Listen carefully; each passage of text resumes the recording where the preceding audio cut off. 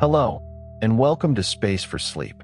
Far beyond Mars and Jupiter, within the pale architecture of Saturn's wider ring system, a small moon is throwing part of its hidden ocean into space. The ocean cannot be seen from the surface. It lies beneath ice, in darkness, separated from sunlight by a frozen shell. Yet every second, water vapor, salt, ice grains, organic molecules, and gases rise through long fractures near the moon's south pole. Some of that material falls back like snow. Some escapes and becomes part of Saturn's broad ring. And some has already struck a spacecraft built on Earth. That spacecraft was Cassini. It was never designed to discover life. It was not sent to Saturn with a laboratory capable of recognizing cells or reading biological molecules in exquisite detail. It carried instruments for a grand survey of an entire planetary system: Saturn, its atmosphere, its rings, its magnetic environment, and dozens of moons. But when Cassini crossed the spray above Enceladus, it passed through material that had recently been part of an alien sea. The spacecraft detected water. It detected salts. It detected carbon dioxide, methane, ammonia, molecular hydrogen, complex organic compounds, and phosphorus. It found evidence that warm water interacts with rock below the ocean. It found chemical reactions capable of supplying energy to microorganisms like those that live in darkness beneath Earth's oceans. The most extraordinary possibility is therefore not that Enceladus might once have been habitable. It may be habitable now. And if life exists in its ocean, the moon is already sending traces of that life outward, grain by grain, into space. This is what makes Enceladus different from almost every other promising world. Mars hides its most protected material beneath rock. Europa covers its ocean with kilometers of ice and surrounds itself with powerful radiation. Titan keeps its water ocean beneath a thick outer shell and a complex atmosphere. Enceladus places samples from its ocean directly into the path of a spacecraft. The question is no longer whether we can reach the ocean. The ocean is reaching us. The mystery is whether anything alive has left a signature in the material we have already touched. Enceladus is only about 500 kilometers across. It is small enough that it should have cooled long ago. Its gravity is weak. Its surface is among the brightest in the solar system because clean water ice reflects most of the sunlight that reaches it. At Saturn's distance, that sunlight is faint, and the surface temperature is intensely cold. A small, frozen moon should have been simple. For much of astronomical history, it seemed to be. William Herschel discovered Enceladus in 1789. 4 generations, it remained a point of light moving around Saturn. Its brightness suggested fresh ice, but telescopes could not show why the surface was so clean. The moon was too small and too distant for details. Voyager 1 passed through the Saturn system in 1980, but did not approach Enceladus closely enough to transform the picture. Voyager 2 followed in 1981 and returned much better images. Those images contained a quiet warning that Enceladus was not an ordinary frozen body. Some regions were heavily cratered and ancient. Others were smoother and carried fewer scars. Long grooves and fractured planes crossed the surface. Craters had been softened or erased. Different terrains appeared to have different ages. Something had renewed parts of the moon after the original period of heavy bombardment. But Voyager could not reveal the mechanism. It did not see the plume clearly. It did not measure a hidden ocean. It did not fly through water from below the ice. Enceladus remained an intriguing moon among many intriguing moons. Saturn itself was immense. Titan possessed a thick atmosphere. The rings offered an entire laboratory of orbital motion. Small Enceladus could wait. Then Cassini arrived in 2004. The spacecraft had traveled for nearly 7 years, using the gravity of Venus, Earth, and Jupiter to reach Saturn. It entered orbit around the planet and began a mission that would continue for 13 years. Cassini's first close encounter with Enceladus occurred in February 2005. The magnetometer detected a disturbance in Saturn's magnetic field near the Moon. That disturbance implied that electrically charged particles were interacting with something released by Enceladus. A body only 500 kilometers wide cannot retain a dense atmosphere for long. Gas escapes easily from such weak gravity. If material surrounded Enceladus, it had to be replenished. Something was active. A later flyby in July brought Cassini much closer. Instruments detected water vapor and other gases. Images revealed the strange south polar terrain, where 4 great fractures cut across the ice. They were informally named the Tiger Stripes. The fractures, now commonly called Baghdad, Cairo, Damascus, and Alexandria Sulci, stretch for roughly 130 kilometers. They are separated by broad ridges and troughs. Compared with the older terrain farther north, the South Polar region is remarkably fresh and nearly free of impact craters. Cassini's infrared instrument found that the fractures were warmer than their surroundings. Not warm by terrestrial standards. The ice remained far below the freezing point of water at the surface. But the contrast was enormous. Heat was escaping from below. Then Cassini looked back toward Enceladus with the sun behind the Moon. This geometry transformed invisible particles into light. The cameras saw a vast plume rising from the South Pole, a glowing spray extending hundreds of kilometers into space. Within it were narrow jets and broad curtains of material emerging along the Tiger Stripes. The quiet white moon was erupting. The discovery changed the direction of the mission. Cassini's team adjusted future flybys, bringing the spacecraft repeatedly through the plume. Some passes occurred only tens of kilometers above the surface. Instruments sampled gases and ice grains while cameras mapped fractures, thermal patterns, surface deposits, and the changing shape of the eruption. Every encounter deepened the same mystery. Where was the water coming from? At first, scientists considered several possibilities. Perhaps small pockets of liquid existed beneath the South Pole. Perhaps warm ice sublimated directly into vapor. Perhaps fractures exposed a shallow reservoir. Perhaps the Moon contained a regional sea rather than a global ocean. The answer emerged slowly from different measurements. Gravity revealed extra mass beneath the South Polar region. The Moon's physical wobble, called libration, showed that the outer ice shell was not fixed rigidly to the rocky interior. The shell moved too freely. A liquid layer had to separate it from the core. The ocean was not merely a local pocket. It encircled the Moon.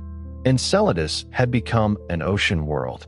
The frozen shell is thought to average roughly 20 to 25 kilometers thick, while becoming much thinner near the South Pole, perhaps only a few kilometers in some regions. Beneath it lies salty liquid water. Below the ocean is a rocky core, probably porous rather than solid and impermeable. This arrangement matters. Water can enter spaces within the rock. It can be heated. It can dissolve minerals. It can react chemically with the core and return to the ocean carrying new substances. Enceladus is therefore not simply an ice-covered reservoir. It may contain an active water rock system, a hidden seafloor where geology continually creates chemical possibilities. And on Earth, the meeting of water and rock is one of the places where life finds energy without sunlight. The discovery of the plume was dramatic, but the deeper story depended on what the plume contained. Cassini had 2 especially important ways to sample it. The ion and neutral mass spectrometer measured gases. The cosmic dust analyzer examined solid particles and ice grains. Neither instrument had been built for the exact task that Enceladus unexpectedly presented, yet together they became the first laboratory to study material from a subsurface ocean beyond Earth. Most of the gas was water vapor. That alone was remarkable, but it was only the beginning. The plume also contained carbon dioxide, methane, ammonia, and molecular hydrogen.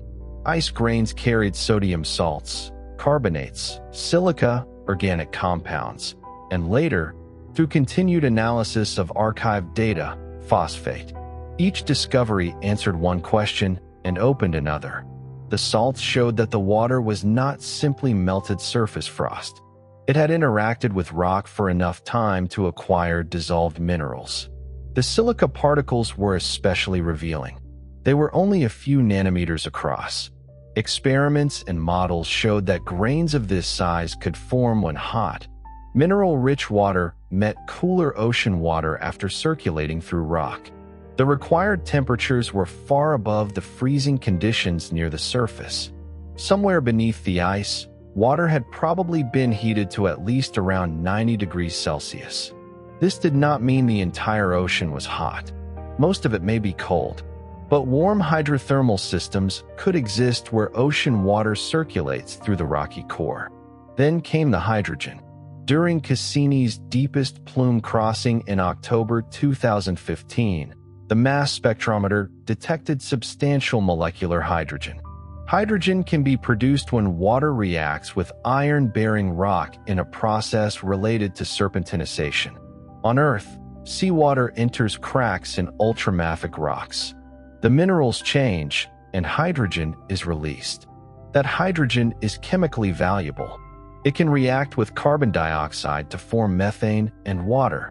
Certain microorganisms called methanogens use this reaction to obtain energy. They do not need sunlight. They do not need oxygen. They can live in deep environments where chemistry, not photosynthesis, supports metabolism. Cassini therefore found more than ingredients. It found a possible energy source. The ocean contained water. The plume carried carbon-bearing compounds. The core supplied minerals. Hydrothermal reactions appeared capable of producing hydrogen, and the ocean had direct contact with rock.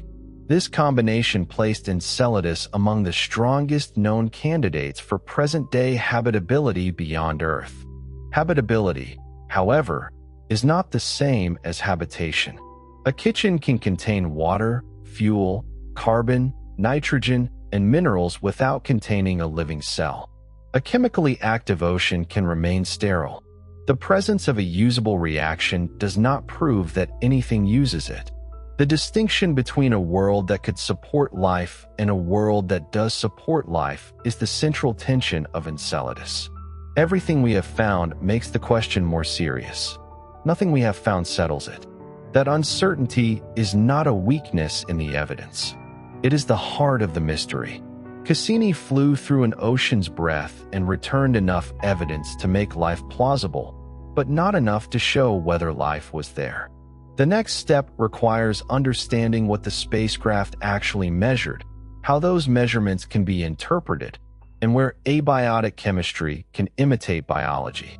To reach that question, we must first travel downward through the ice, into the ocean, and toward the dark rock below. Imagine descending through the South Polar ice. The surface is dazzling in sunlight and black in shadow. Saturn fills a large part of the sky, surrounded by rings seen almost edge-on from some locations and more broadly from others. The surface gravity is only a little more than 1% of Earth's. A person could leap unusually high, although no unprotected person could survive the vacuum and cold. The ice is not a smooth lid.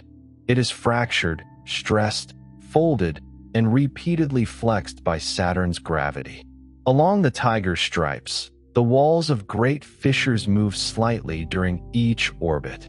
As Enceladus travels around Saturn, the tidal forces change. Cracks widen and narrow. Water vapor and ice escape more strongly at some orbital positions than others. The plume is therefore connected to orbital motion. Enceladus circles Saturn once every 32 hours and 53 minutes. Its path is slightly eccentric rather than perfectly circular. That small departure from a circle is maintained partly by an orbital resonance with Dione. Dione takes about twice as long to orbit Saturn. For every orbit completed by Dione, Enceladus completes 2. Their repeated gravitational alignment prevents Enceladus's orbit from becoming completely circular. The consequence is heat. When Enceladus moves closer to Saturn, the planet's gravity stretches it more strongly. When it moves farther away, the stress changes. The moon is squeezed and relaxed again and again. Rock and ice deform. Friction converts orbital energy into internal heat.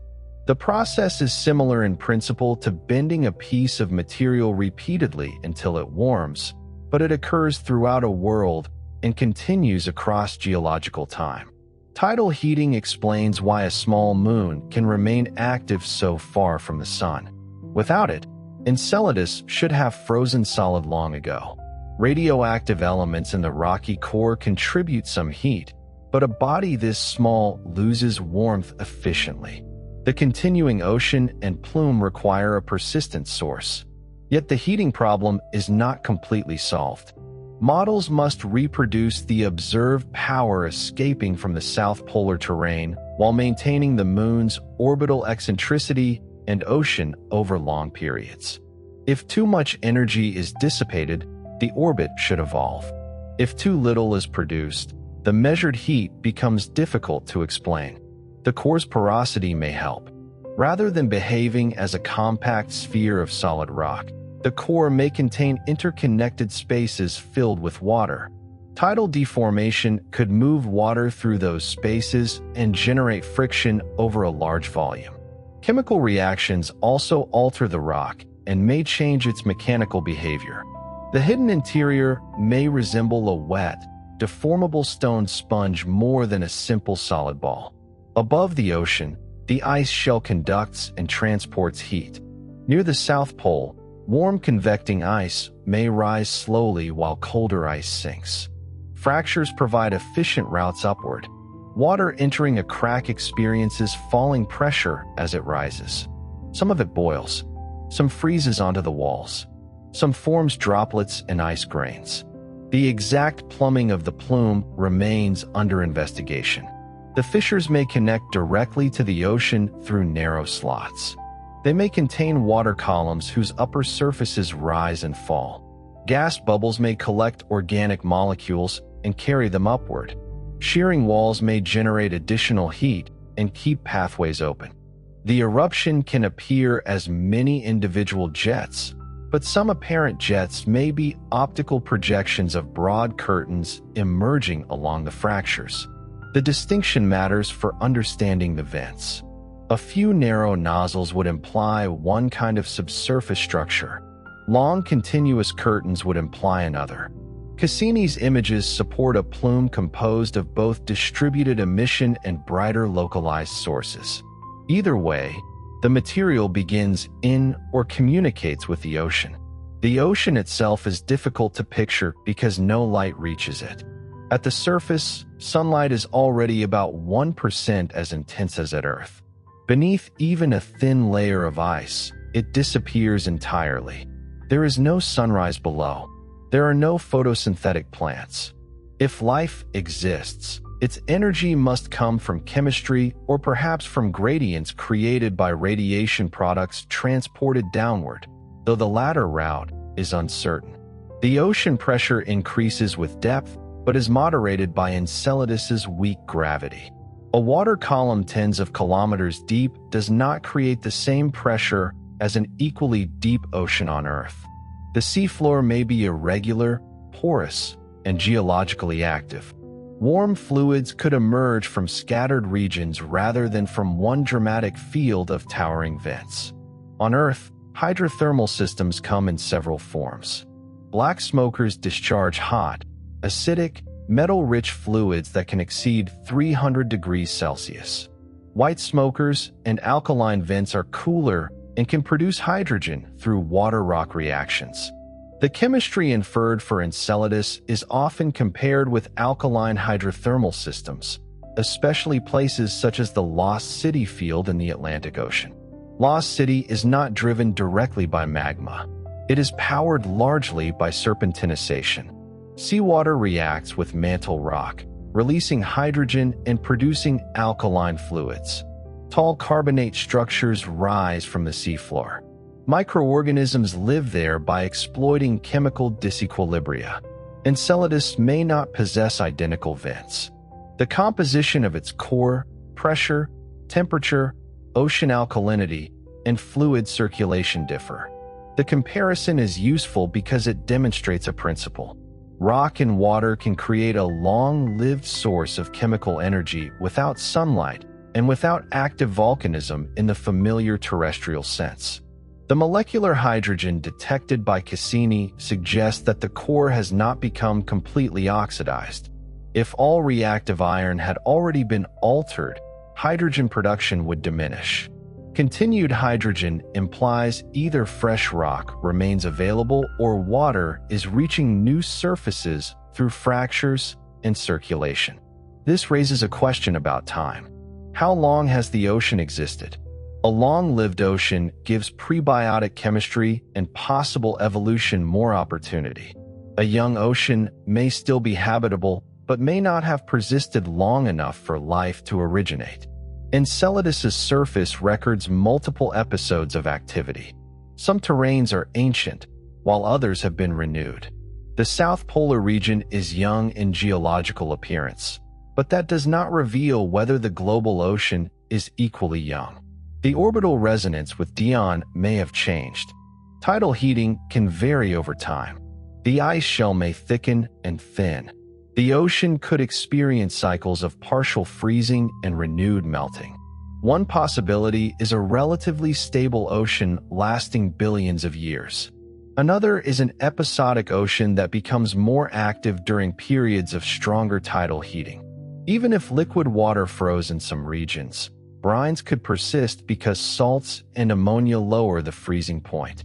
Life, if it began during an earlier warm interval, might survive later changes in refuges around vents. Or the ocean may never have crossed the threshold from chemistry to biology. The phrase threshold sounds simple, but the origin of life is one of science's deepest unknowns. On Earth, life existed by at least 3.5 billion years ago, and perhaps earlier. The young planet developed biology relatively soon after conditions became stable enough to preserve a record. That timing is sometimes used to argue that life begins readily when water and energy are available. But one planet cannot reveal a probability. Perhaps life began quickly because the process is common. Perhaps Earth experienced an extraordinarily unlikely event early. Perhaps evidence of earlier failed chemical systems has vanished. Enceladus provides a second experiment, but only if we can read it. If its ocean contains life that arose independently, then biology began at least twice in one solar system. That would suggest the transition from chemistry to life is not impossibly rare.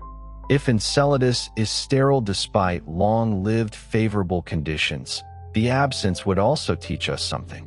It might show that habitability is common while the origin of life is difficult.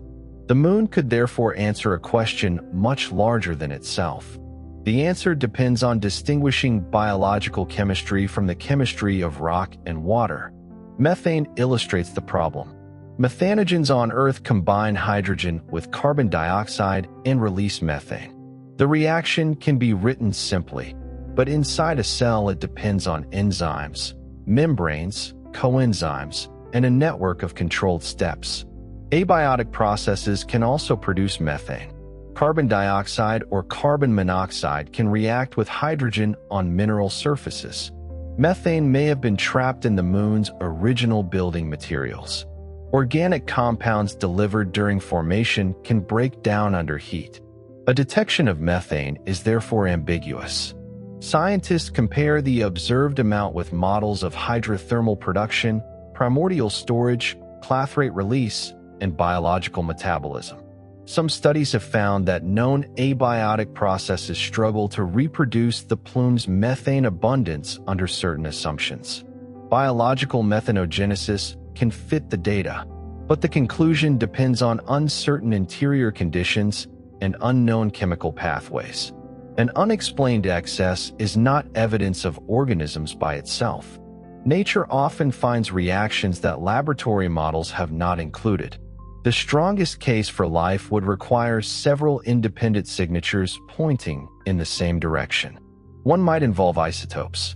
Carbon exists mainly as carbon-12 and carbon-13. Biological systems often prefer the lighter isotope because reactions proceed slightly more easily with it. Methane produced by microbes can therefore carry a distinctive carbon isotope ratio. Hydrogen, nitrogen, and sulfur also have isotopes that biology may fractionate. But hydrothermal and photochemical processes can fractionate isotopes too. Interpretation requires context and precision. Cassini's instruments were not capable of measuring the necessary isotope ratios across all relevant molecules with enough accuracy. Another signature might involve molecular complexity. Life does not produce a random mixture of every possible organic compound. It selects particular structures for particular functions. Cell membranes use organized amphiphilic molecules. Proteins use a limited set of amino acids. Genetic systems use repeating backbones and specific bases. A plume sample containing a strongly patterned distribution could suggest biology. Yet high-speed impacts complicate measurement. Cassini crossed the plume at several kilometers per second.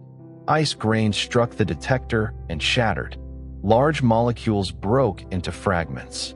Scientists had to infer the original compounds from pieces.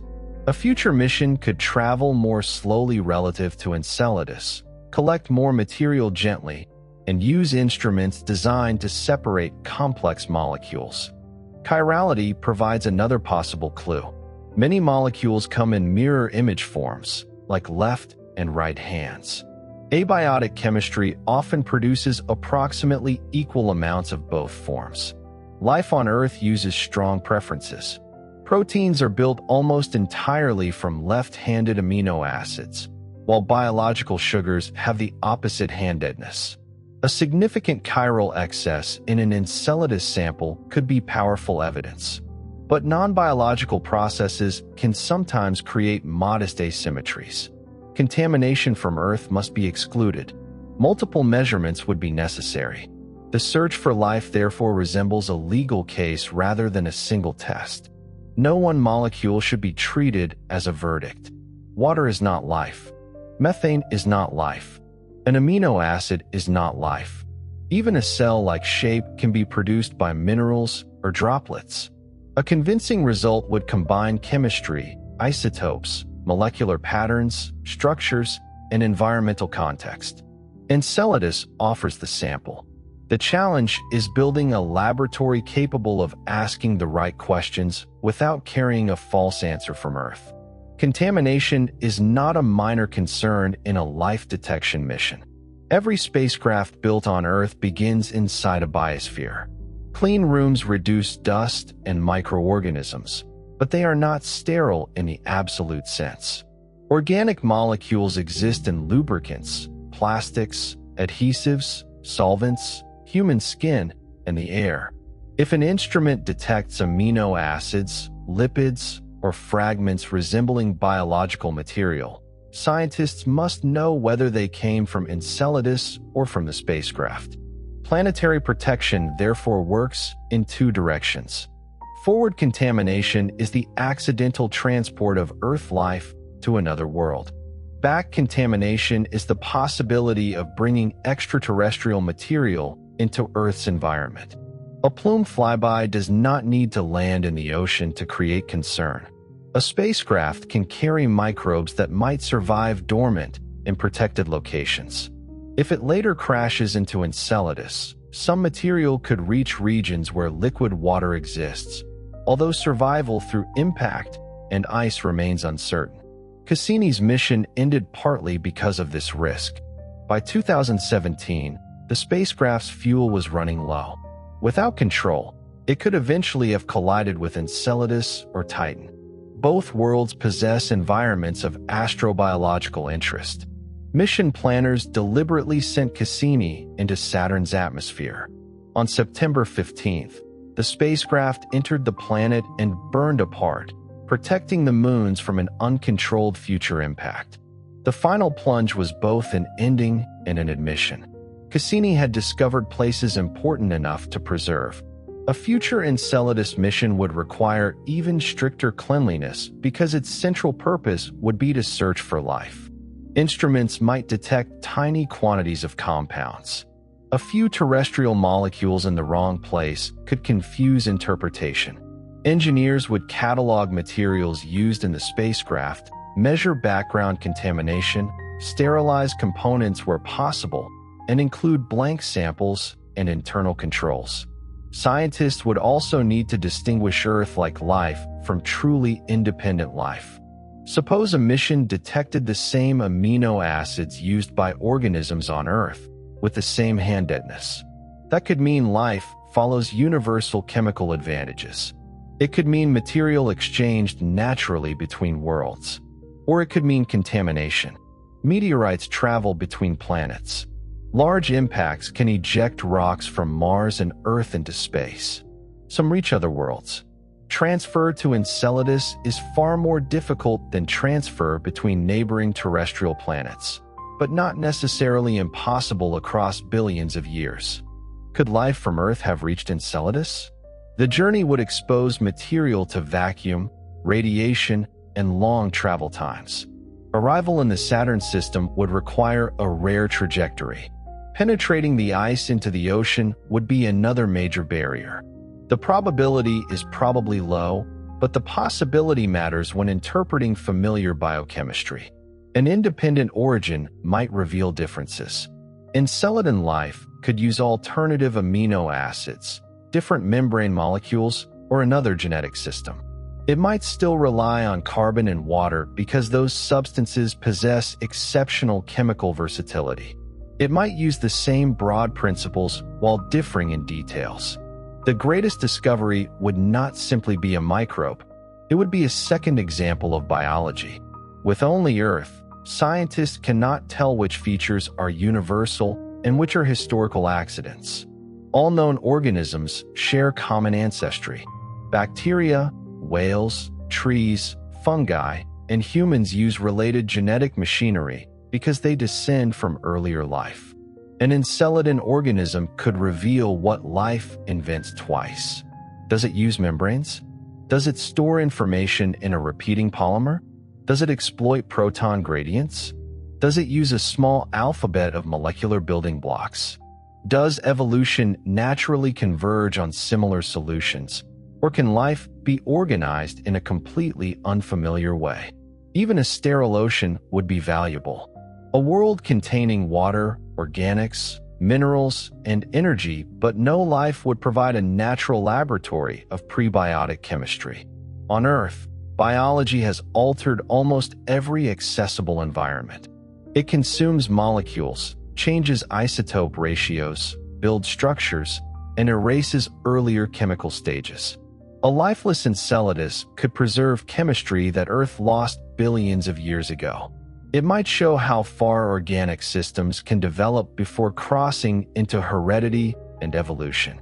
One word must remain at the center of the mystery: might. Enceladus might already have life.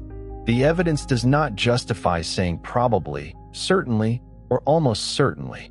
It justifies serious investigation. The Moon meets the major requirements commonly used to describe habitability: liquid water, useful chemical elements, energy sources, and environmental stability over some interval. But those categories are broad. Water chemistry matters. The ocean's pH may be alkaline. Salinity may vary. Temperature gradients could be favorable in some places and hostile in others. Concentrations of key molecules may be low. Oxidants may be scarce. On Earth, many metabolisms depend on reactions between reduced substances and oxidized substances. Hydrogen is reduced and energy-rich. Oxygen is a powerful oxidant, but Enceladus's dark ocean probably contains little free oxygen. Methanogenesis can proceed without oxygen by using carbon dioxide, but other metabolisms may need electron acceptors such as sulfate, nitrate, or oxidized iron. Do those substances exist in useful quantities? The surface ice is exposed to radiation and energetic particles trapped in Saturn's magnetosphere. Radiation can split water molecules and create oxidants such as hydrogen peroxide and molecular oxygen. If surface material is transported downward through cracks or slow ice recycling, these oxidants could reach the ocean and greatly expand the available chemical energy. How efficiently that happens is uncertain. The south polar fractures carry ocean material upward. Whether they also carry surface products downward is harder to determine. The ice shell may overturn slowly. Tectonic blocks may sink. Brines may circulate. Or the upward plume system may dominate, leaving the deep ocean mostly reduced. A highly reduced ocean can still support life. Earth's earliest metabolisms may have evolved in low-oxygen environments. Methanogens and sulfate reducers thrive without oxygen, but the diversity and productivity of an ecosystem depend on energy flow. A few cells living slowly near vents require much less energy than dense communities. This affects detection. If life is abundant, plume grains may frequently contain cells, fragments, lipids, or distinctive molecules. If life is sparse and confined to the seafloor, most ejected grains may carry no direct biological material. The plume samples the ocean, but not necessarily every part of it equally. Gas bubbles may concentrate organics at the ocean ice interface. Salty droplets may freeze into grains. Different grain sizes may come from different processes. Some particles may represent relatively fresh ocean water, while others may form from vapor condensing inside fractures. Selecting the right grains is crucial. Cassini's cosmic dust analyzer distinguished salt-rich particles from ice grains poor in salt. Salt-rich grains are especially valuable because they are interpreted as frozen droplets of ocean water. A future collector could target those grains and preserve them gently. It could also sample material that settles onto the surface around the South Pole. The plume continuously snows onto Enceladus. Fresh deposits accumulate near the fractures. A lander would not need to drill through the ice. It could gather particles that arrived naturally from below. But surface sampling introduces changes. Radiation can alter molecules after deposition. Volatile compounds can escape. Ice grains can sinter together. Material from different eruptions can mix. A lander must know how fresh a sample is and how long it has been exposed. An orbiter flying repeatedly through the plume can collect current material, but at speed. A lander collects more gently and in larger quantity, but after surface processing. This is why the orbolander concept combines both approaches. It would first orbit Enceladus, mapping the plume, the gravity field, the ice shell, and possible landing sites. It would collect grains during many passes. Then the same spacecraft would descend and operate on the surface, gathering plume fallout and studying the moon's interior through instruments such as a seismometer. The concept is ambitious. Enceladus has weak gravity, which makes landing easier in some ways and harder in others. A spacecraft can descend with less fuel than on a large world, but it can also bounce if touchdown is not controlled. The surface near the tiger stripes may be rough, fractured, and covered by soft deposits. The South Pole experiences long seasonal changes in illumination. Mission timing must provide sunlight for imaging and a clear path for communication, even though a major mission would probably rely on radioisotope power rather than solar panels. The journey to Saturn takes years. Launch opportunities, gravity assists, spacecraft mass, and power sources determine when a mission can arrive. The decadal study estimated that beginning orbital lander development late in the 2020s could support arrival at Enceladus in the early 2050s. That delay feels long because the question is urgent, but planetary missions operate across generations. Cassini itself was proposed in the early 1980s, launched in 1997, reached Saturn in 2004, and continued until 2017. People who helped design it waited decades to see its greatest discoveries. A future Enceladus mission may be built by scientists who grew up looking at Cassini's plume images. The data could be analyzed by researchers who are children today. ESA is now moving forward with its fourth large-class mission toward an Enceladus orbiter and lander concept within the Voyage 2050 program. Current planning envisions a launch in the 2040s and arrival roughly a decade later, while instruments, technologies, funding, and the final mission design are still being developed. No dedicated Enceladus life detection spacecraft has yet launched. That distinction is important. Mission concepts can be scientifically mature without having committed funding, final instruments, a launch vehicle, or a fixed date. The United States Decadal Survey ranked Enceladus Orbalander as the second highest priority new flagship mission, after a Uranus orbiter and probe. The recommendation expresses scientific priority, not a guarantee. Budgets change. Other missions experience delays and cost growth. Technology must mature. Radioisotope power is limited. A flagship mission competes with Mars exploration, outer planet missions, telescopes, Earth science, and many other goals. A smaller multiple flyby mission could arrive sooner or cost less. It would cross the plume repeatedly with advanced mass spectrometers and organic analyzers. It might detect compelling biosignatures without landing. But speed matters. A fast grain striking an instrument can fragment. Lower relative velocity preserves complex molecules better. An orbiter around Enceladus can encounter the plume more gently than a spacecraft merely passing the Moon from a broad Saturn orbit. Orbital capture around such a small moon is challenging because Saturn's gravity dominates the region. Special halo-like orbits and careful navigation may be required. The ideal mission balances sample quality, quantity, context, cost, and time. It also balances caution with the possibility of an answer no instrument has ever obtained. Imagine the first analysis. A collector opens after passing through the plume. Ice grains are transferred into a sealed chamber. They melt under controlled conditions. Molecules separate through tiny channels. A mass spectrometer measures exact masses and isotopes. A microscope searches for repeated structures. A detector tests whether amino acids favor one-handedness. Most likely, the first results are ambiguous. Science rarely moves from zero to certainty in one measurement. A complex organic distribution appears. It could be biological or hydrothermal. An isotope ratio differs from a model, but the model depends on uncertain vent temperatures. A membrane-like molecule is found, but contamination must be excluded. Teams compare independent instruments. Blank collectors show no matching signal. Different plume crossings repeat the pattern.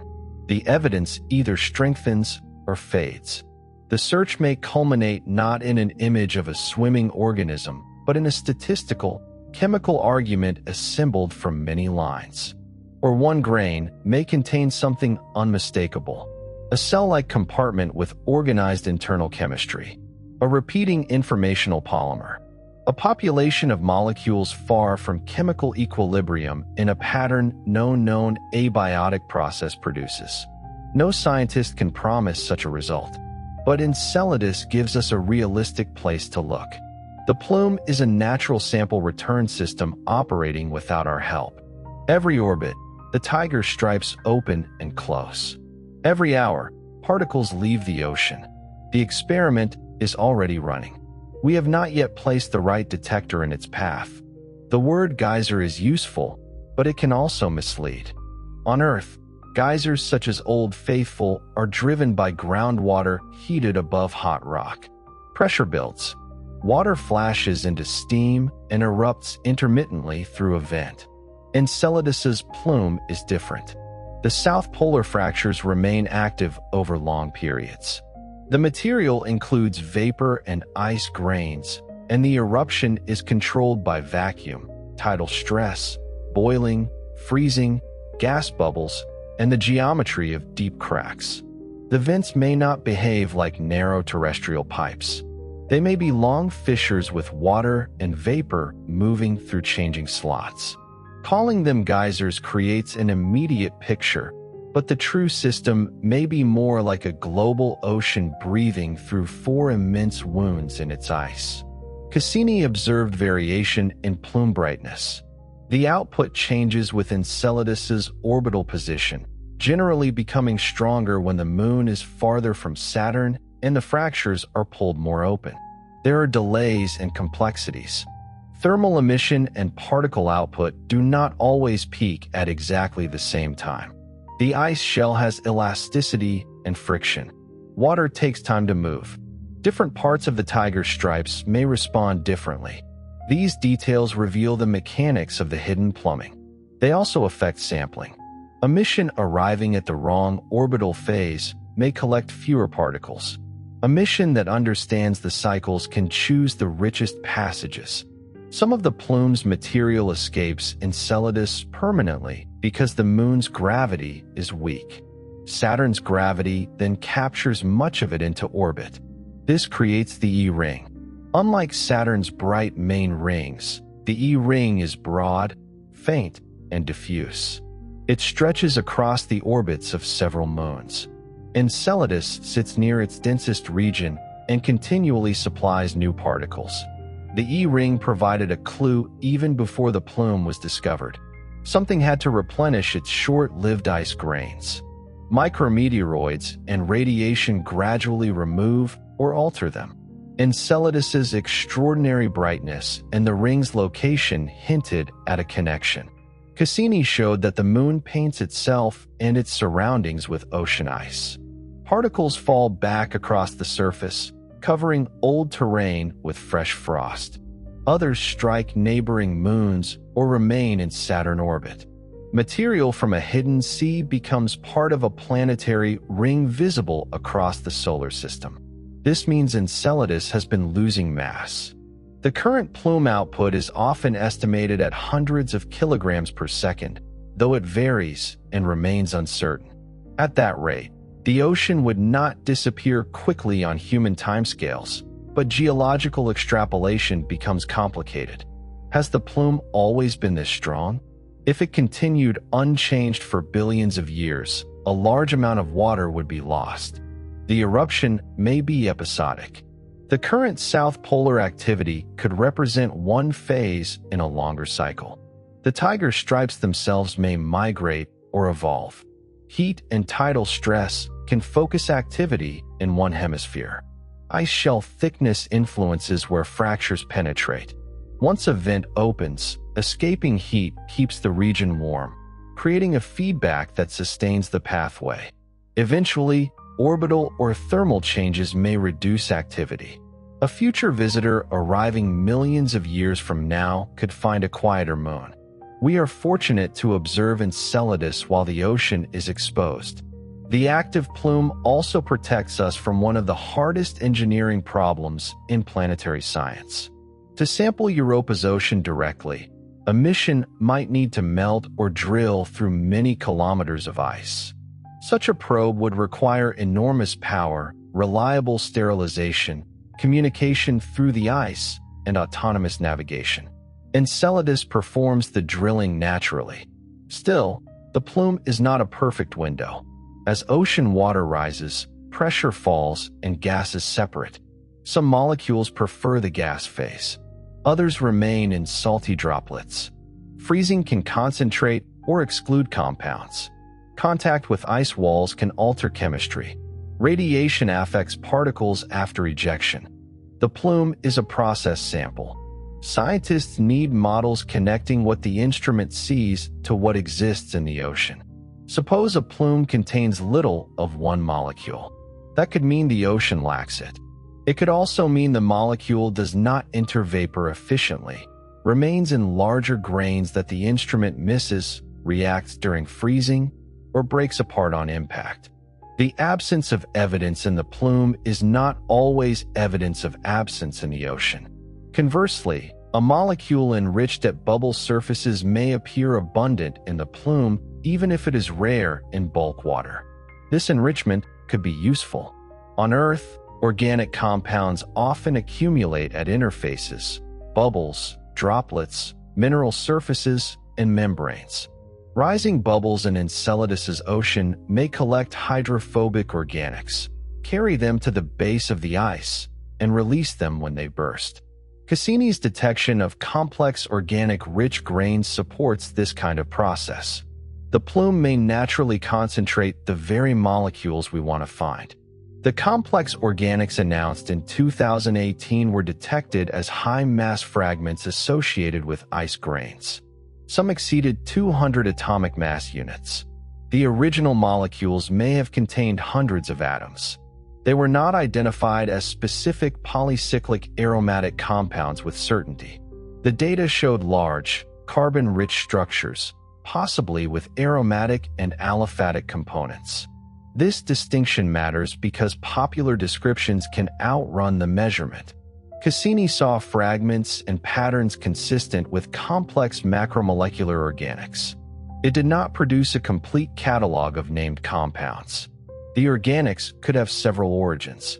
Some may be primordial, inherited from the material that formed Enceladus. Some may be synthesized inside the Moon through hydrothermal reactions. Some may be altered by radiation near the surface. And some, if life exists, could be biological. The challenge is not proving that chemistry is complex. Complex chemistry occurs throughout space. Meteorites contain thousands of organic compounds. Carbon-rich molecules form in interstellar clouds and protoplanetary disks. Titan's atmosphere produces thick organic haze without biology. The challenge is identifying organization. Life maintains particular molecules at particular ratios because they perform functions. It creates networks of reactions that remain far from equilibrium. It replicates imperfectly and evolves. A sample showing a broad, smooth distribution of organic compounds might be compatible with abiotic synthesis. A sample showing selected chains, repeated lengths, strong handedness, and coordinated isotope fractionation would be harder to explain without biology. Phosphorus added another piece. In 2023, researchers analyzing salt-rich ice grains found sodium phosphates. Models suggested Enceladus's ocean may contain phosphorus at concentrations comparable to or even higher than modern Earth seawater. Before the detection, some models predicted that phosphorus could be locked into minerals and unavailable to life in alkaline ocean worlds. The result removed one proposed bottleneck. Phosphorus is central to life on Earth. It forms part of DNA and our Na backbones. It participates in cellular energy transfer through molecules such as ATP. It contributes to membranes and bones. But phosphorus alone is common geochemistry. Its detection shows availability, not biology. The same is true of hydrogen cyanide, identified with strong confidence in Cassini data in a study published in 2023. Hydrogen cyanide is toxic to many modern organisms, yet it is important in prebiotic chemistry because it can help form amino acids, nucleobases, and other building blocks under suitable conditions. The analysis also identified oxidized organic compounds that may support additional energy-releasing reactions. Enceladus therefore offers more chemical pathways than simple methanogenesis. Different organisms, if present, could exploit hydrogen, carbon dioxide, methane-related chemistry, sulfur compounds, or organic redox reactions. Again, the result is potential. A pantry can become more complete without becoming a meal. The phrase "all ingredients for life" is often used, but it must be treated carefully. Life requires more than carbon, hydrogen, nitrogen, oxygen, phosphorus, and sulfur. It needs trace metals and minerals for catalysts. It needs usable energy gradients. It needs a solvent, stable structures, and mechanisms for concentrating reactants. On Earth, iron, nickel, molybdenum, cobalt, zinc, and other elements play important roles in enzymes. Enceladus's rocky core likely supplies many metals, but their concentrations and chemical forms are uncertain. Life also requires rates. A reaction may be energetically favorable but proceed too slowly without a catalyst. Minerals can catalyze some steps. Once biology exists, enzymes accelerate reactions dramatically. Before life, the system must somehow build catalysts and self-sustaining networks from non-living chemistry. Dilution is another challenge. An ocean spreads molecules through a large volume. Prebiotic chemistry often needs concentration. Hydrothermal pores, mineral surfaces, freezing boundaries, bubbles, and ice channels can gather molecules into smaller spaces. Enceladus contains all of those possible concentration mechanisms. Inside porous rock, fluids move through microscopic chambers. Temperature and pH gradients cross mineral walls. At the ice-ocean boundary, freezing excludes salts and organics into brine channels. Bubbles transport surface active compounds. Cycles of opening, freezing, and melting may repeatedly concentrate material. The moon may therefore provide not one uniform ocean, but countless chemical microenvironments. Some are hot, some are cold, some are alkaline, some are rich in hydrogen, some are oxidized by surface products. Some exist only briefly inside fractures. The origin of life might depend on movement among such environments rather than one ideal vent. Earth's own origin remains unresolved partly because later geology erased the earliest record. Ocean crust is recycled. Continents deform. Life transforms its surroundings. The first cells left few fossils, and their chemistry was inherited and modified by billions of years of evolution. Enceladus could preserve an independent pathway. Its small size and ocean chemistry may simplify some variables while complicating others. The seafloor pressure is lower than in Earth's deepest oceans because gravity is weak. The ocean may be strongly alkaline. The rock-to-water ratio could be high because water circulates through a porous core. These differences could make some prebiotic reactions easier and others harder. An especially important question is whether the ocean and core have remained in chemical disequilibrium. Life needs continuing free energy. If water-rock reactions reach equilibrium, hydrogen production declines. If fresh rock is exposed by tidal deformation, the energy supply continues. Cassini's hydrogen detection suggests ongoing production or release. The moon appears not merely to possess stored ingredients, but to operate an active chemical engine. How productive could that engine be? Some estimates suggest enough hydrogen is available to support a biosphere comparable in total metabolic power to certain sparse subsurface ecosystems on Earth. Other estimates depend strongly on assumed vent area, reaction rates, microbial efficiency, and how much hydrogen escapes and used. Even a tiny biosphere could be scientifically revolutionary. It might contain fewer cells than a cup of seawater on Earth spread across an entire alien ocean. Detecting it would be difficult, but not impossible if plume processes concentrate biological material. A large biosphere would leave stronger signatures. Methane abundance, organic distributions, isotope ratios, and cell fragments might reveal continuous metabolism. The difference between these cases will shape mission design. Collectors need enough surface area and enough passes. Instruments need extreme sensitivity without becoming vulnerable to contamination. A negative result must be interpreted honestly. Failure to detect life in a limited plume sample would not prove the entire ocean sterile. It would place an upper limit on abundance or exclude certain kinds of biology. A mission should be designed so that even a non-detection produces knowledge. It can measure ocean pH, salinity, temperature, redox state, molecular inventory, ice shell structure, plume dynamics, and seafloor activity. It can tell us whether the environment is as favorable as Cassini suggested. It can reveal prebiotic chemistry even if no organism is found. The scientific value does not depend on a dramatic positive result, but the possibility of that result changes everything. A grain smaller than dust could contain the first evidence that life is not unique to Earth. There is another reason Enceladus has become central to astrobiology. It allows scientists to separate two questions that are often blurred together. Can an environment support life? Did life actually originate there? Mars was once warmer and wetter, but much of its habitable period lies deep in the past. Any organisms may be extinct or hidden underground.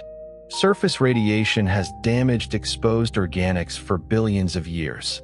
Europa probably contains a vast ocean and substantial energy, but its surface is altered by intense radiation from Jupiter. Material exchanged between the ocean and surface may be transformed before a spacecraft samples it.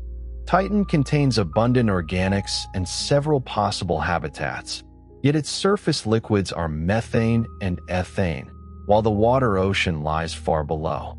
Enceladus offers a presently active ocean with accessible samples. If it is habitable but sterile, the result would tell us that suitable conditions do not guarantee life. If it is inhabited, the result would show that biology can emerge in a small ocean world far beyond the traditional habitable zone. Either answer changes how we think about the galaxy. Icy moons may outnumber Earth like planets. Giant planets are common around other stars.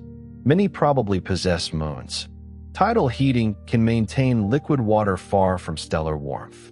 Free-floating planets and moons might also retain buried oceans through internal heat.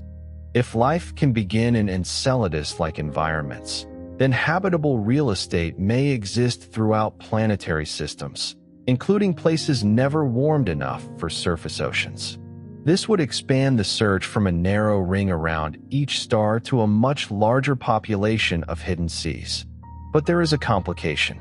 An ocean beneath ice is physically isolated from the wider universe. Earth's surface life receives sunlight and participates in atmosphere-ocean cycles.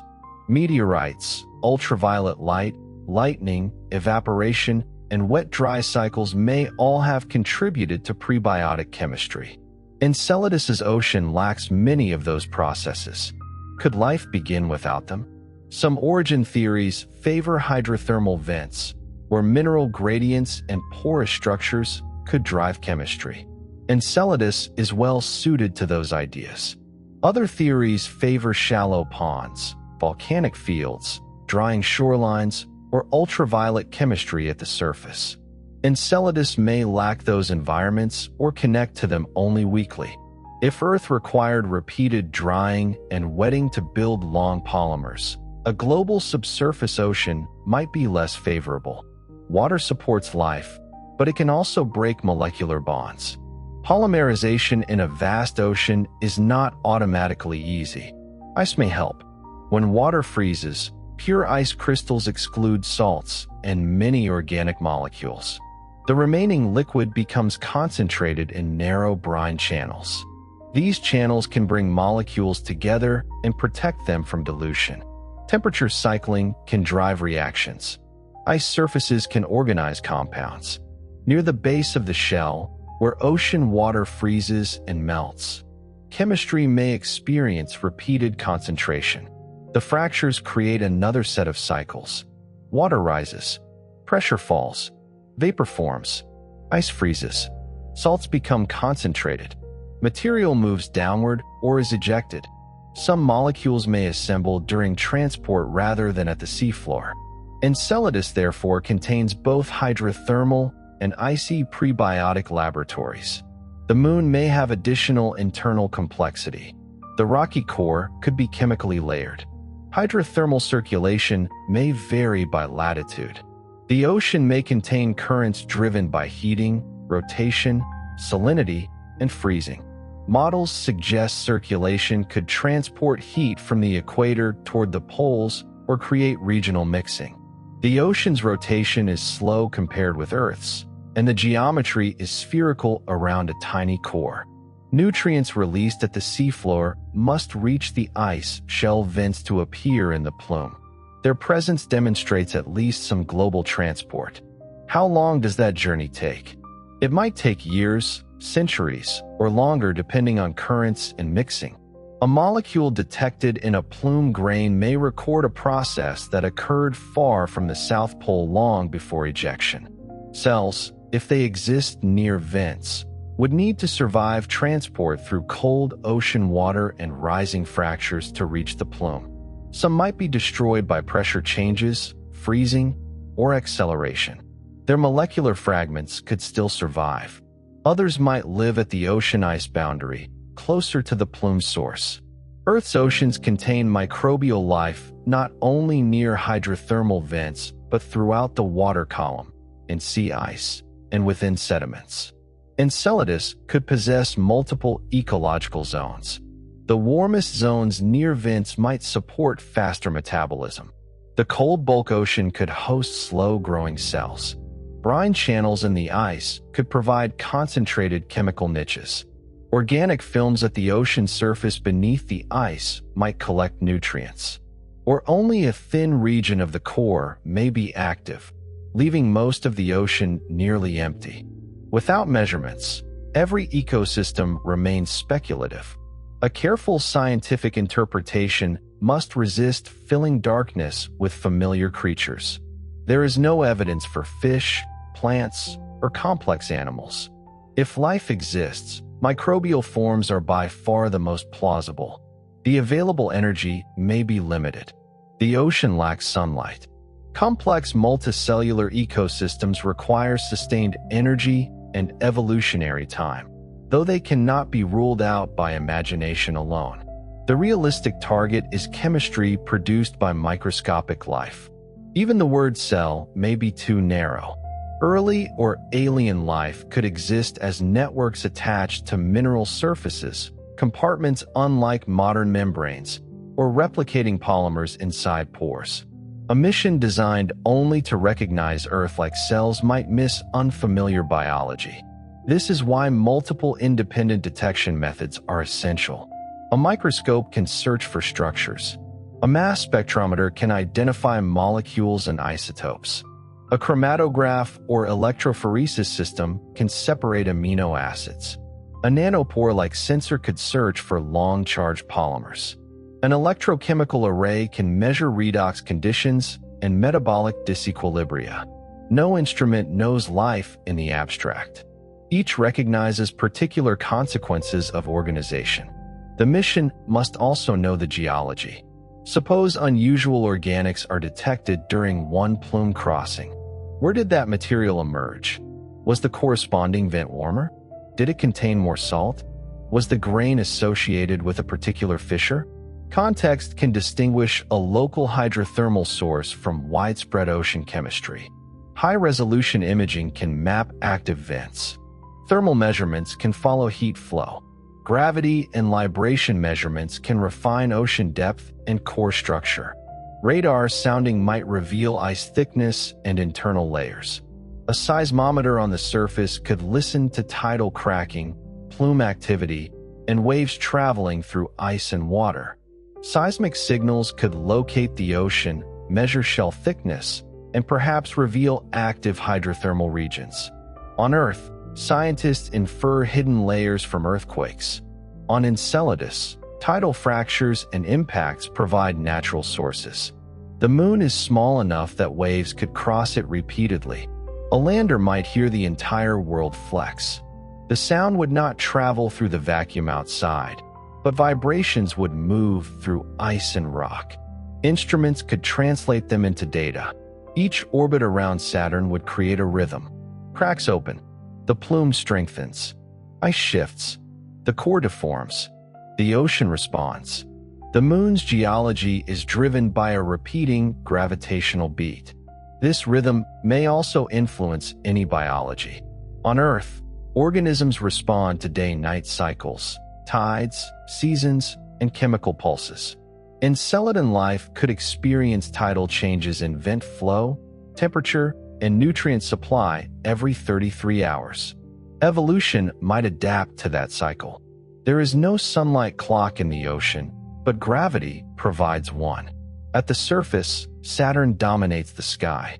Because Enceladus is tidally locked, the same hemisphere generally faces the planet. Saturn would remain almost fixed while the stars moved slowly with the moon's orbit.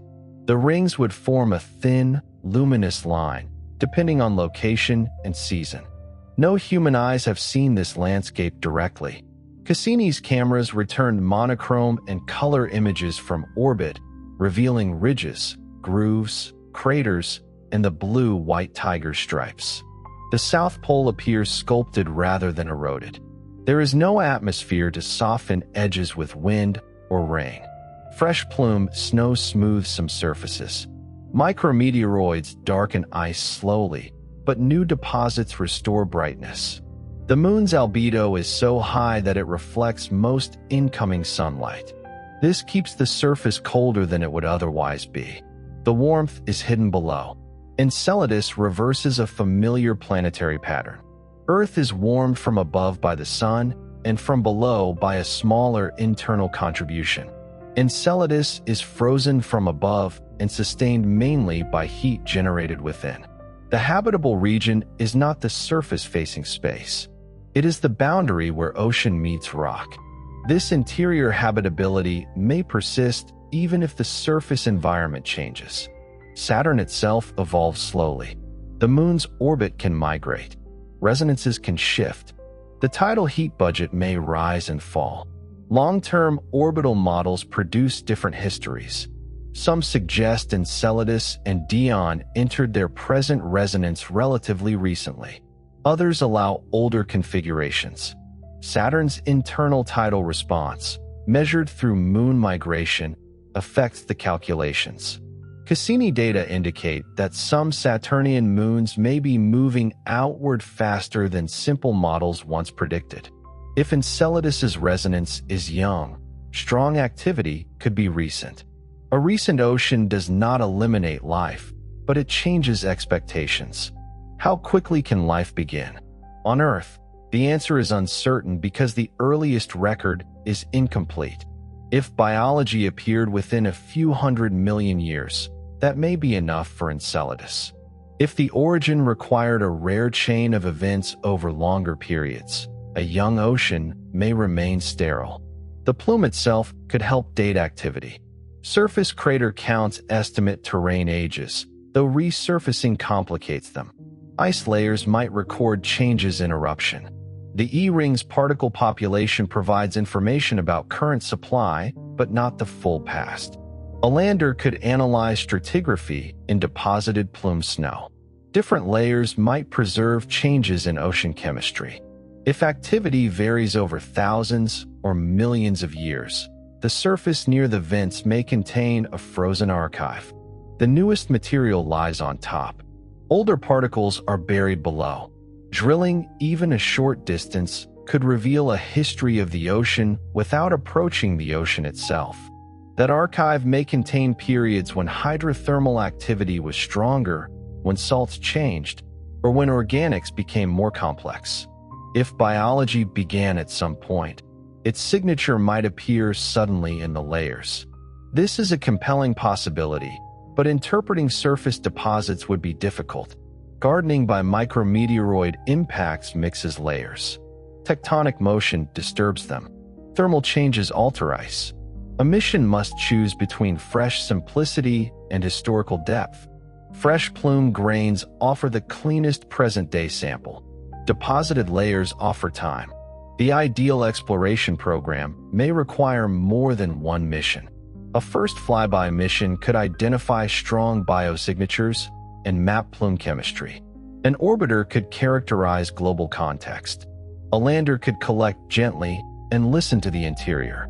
A later sample return mission might bring plume ice to Earth. Returning samples would allow analysis with laboratories far more capable than any spacecraft instrument. Scientists could use multiple mass spectrometers, microscopes, sequencing methods, isotope facilities, and techniques not invented when the mission launched.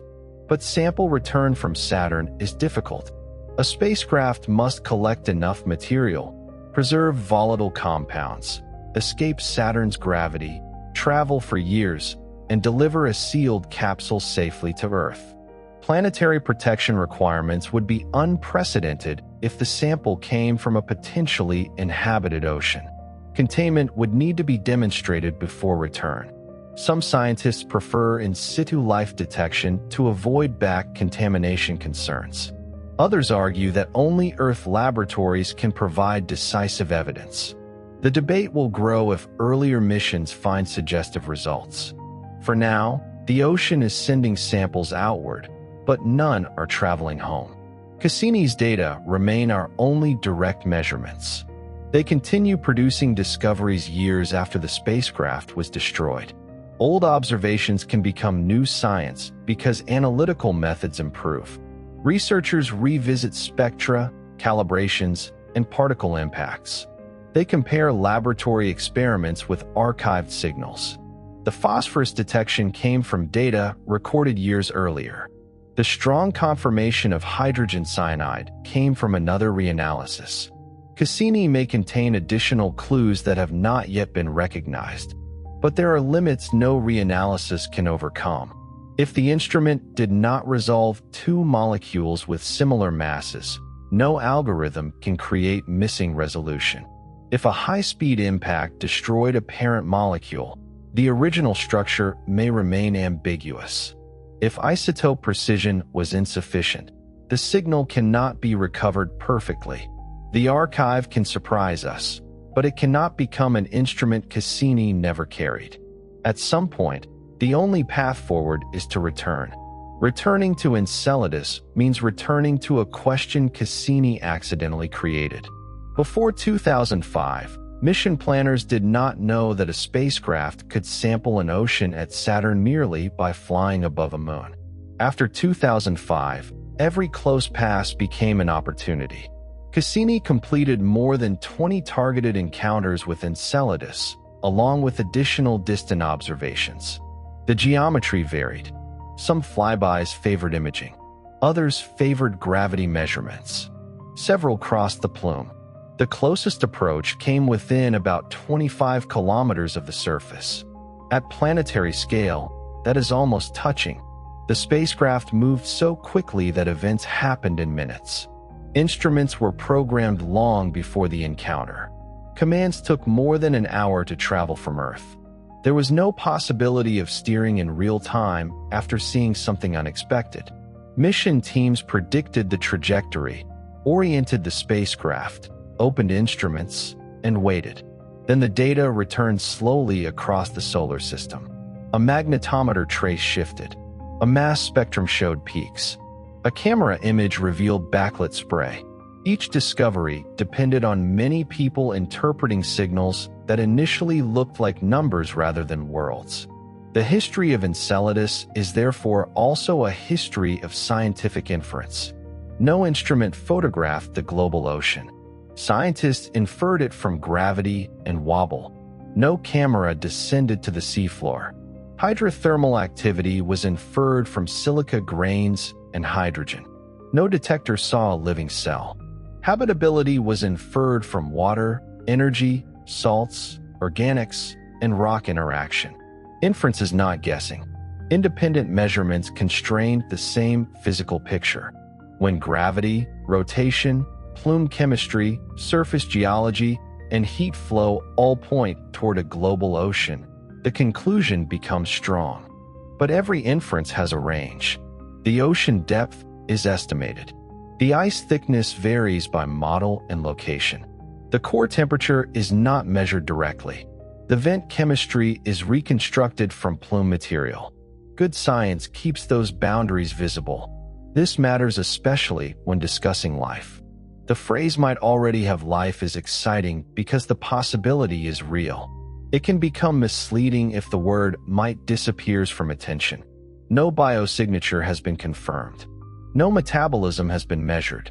No cell has been imaged. No biological isotope pattern has been established.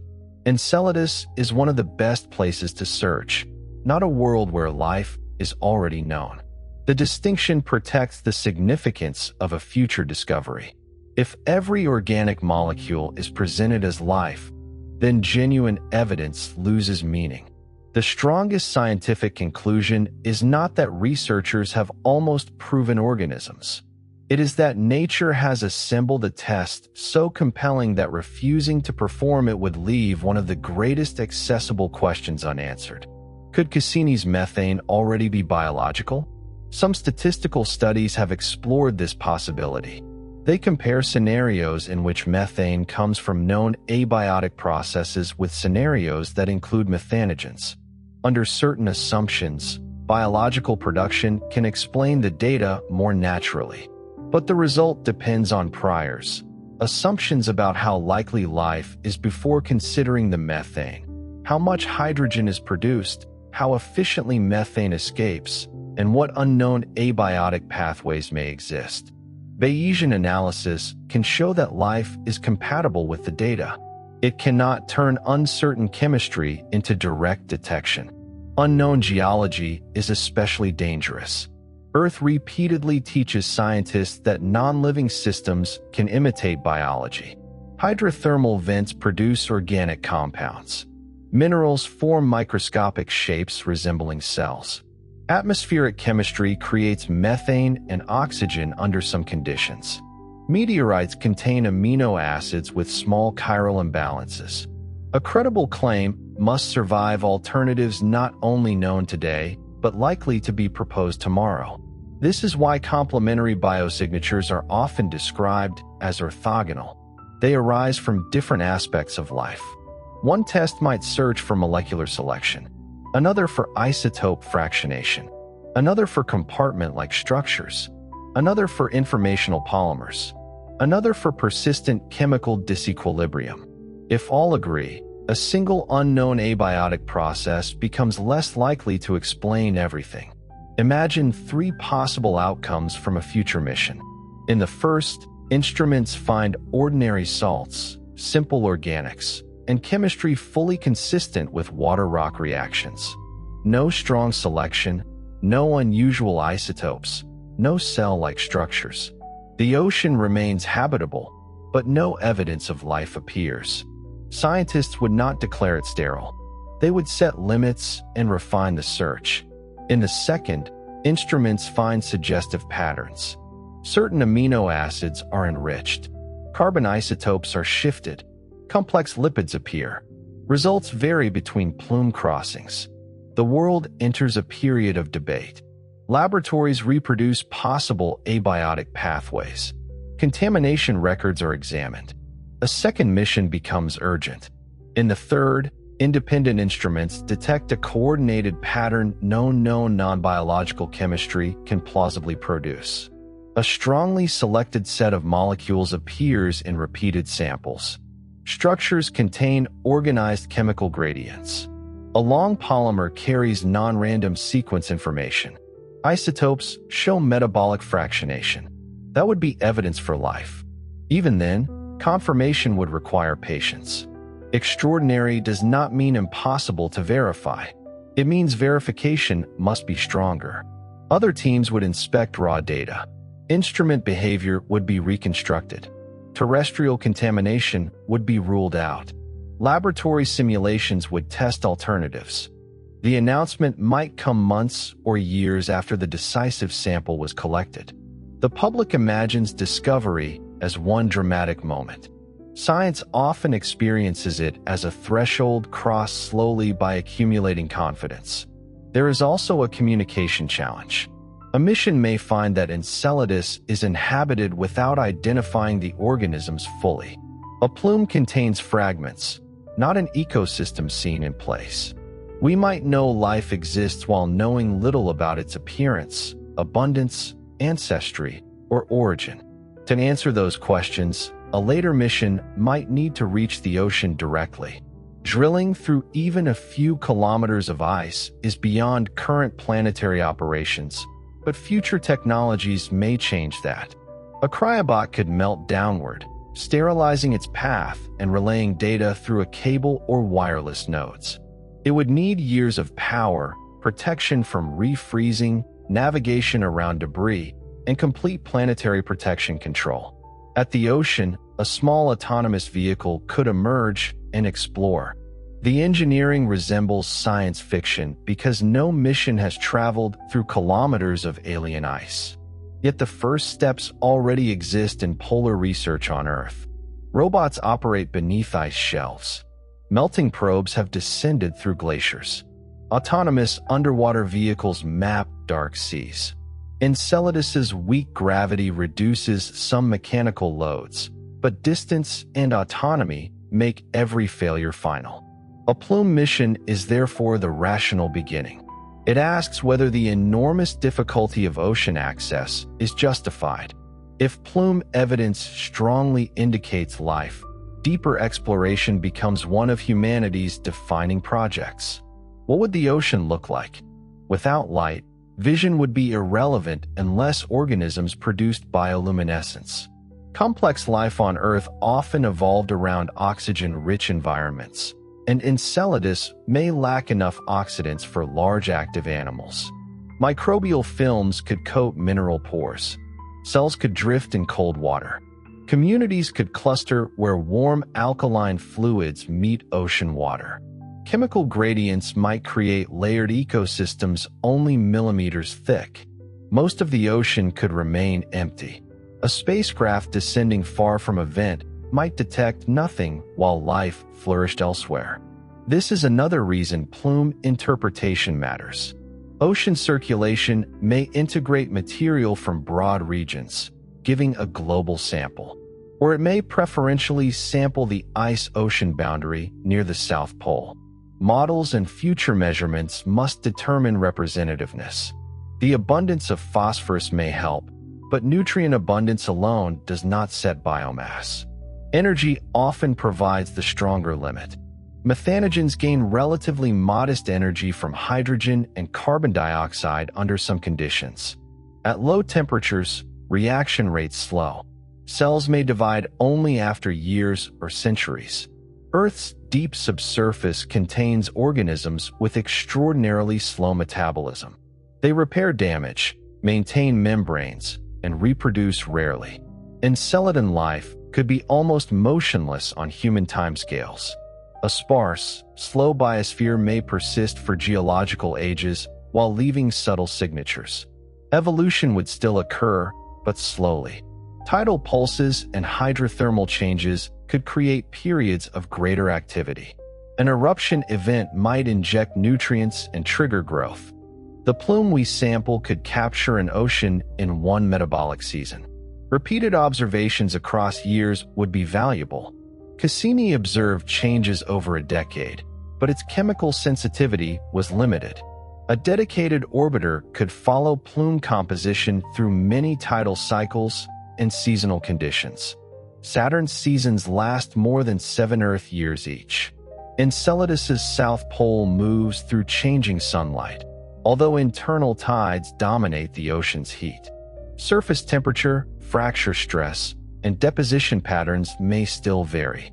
The E-ring provides another record of time. Its particles spread from Enceladus and evolve under Saturn's magnetosphere, radiation pressure, and collisions. By measuring grain ages and composition across the ring, scientists can study long-term plume output. Some ocean material may be easier to collect in the E-ring than in the dense plume, but it is more processed and mixed. The plume remains the freshest route. Freshness has a philosophical quality here.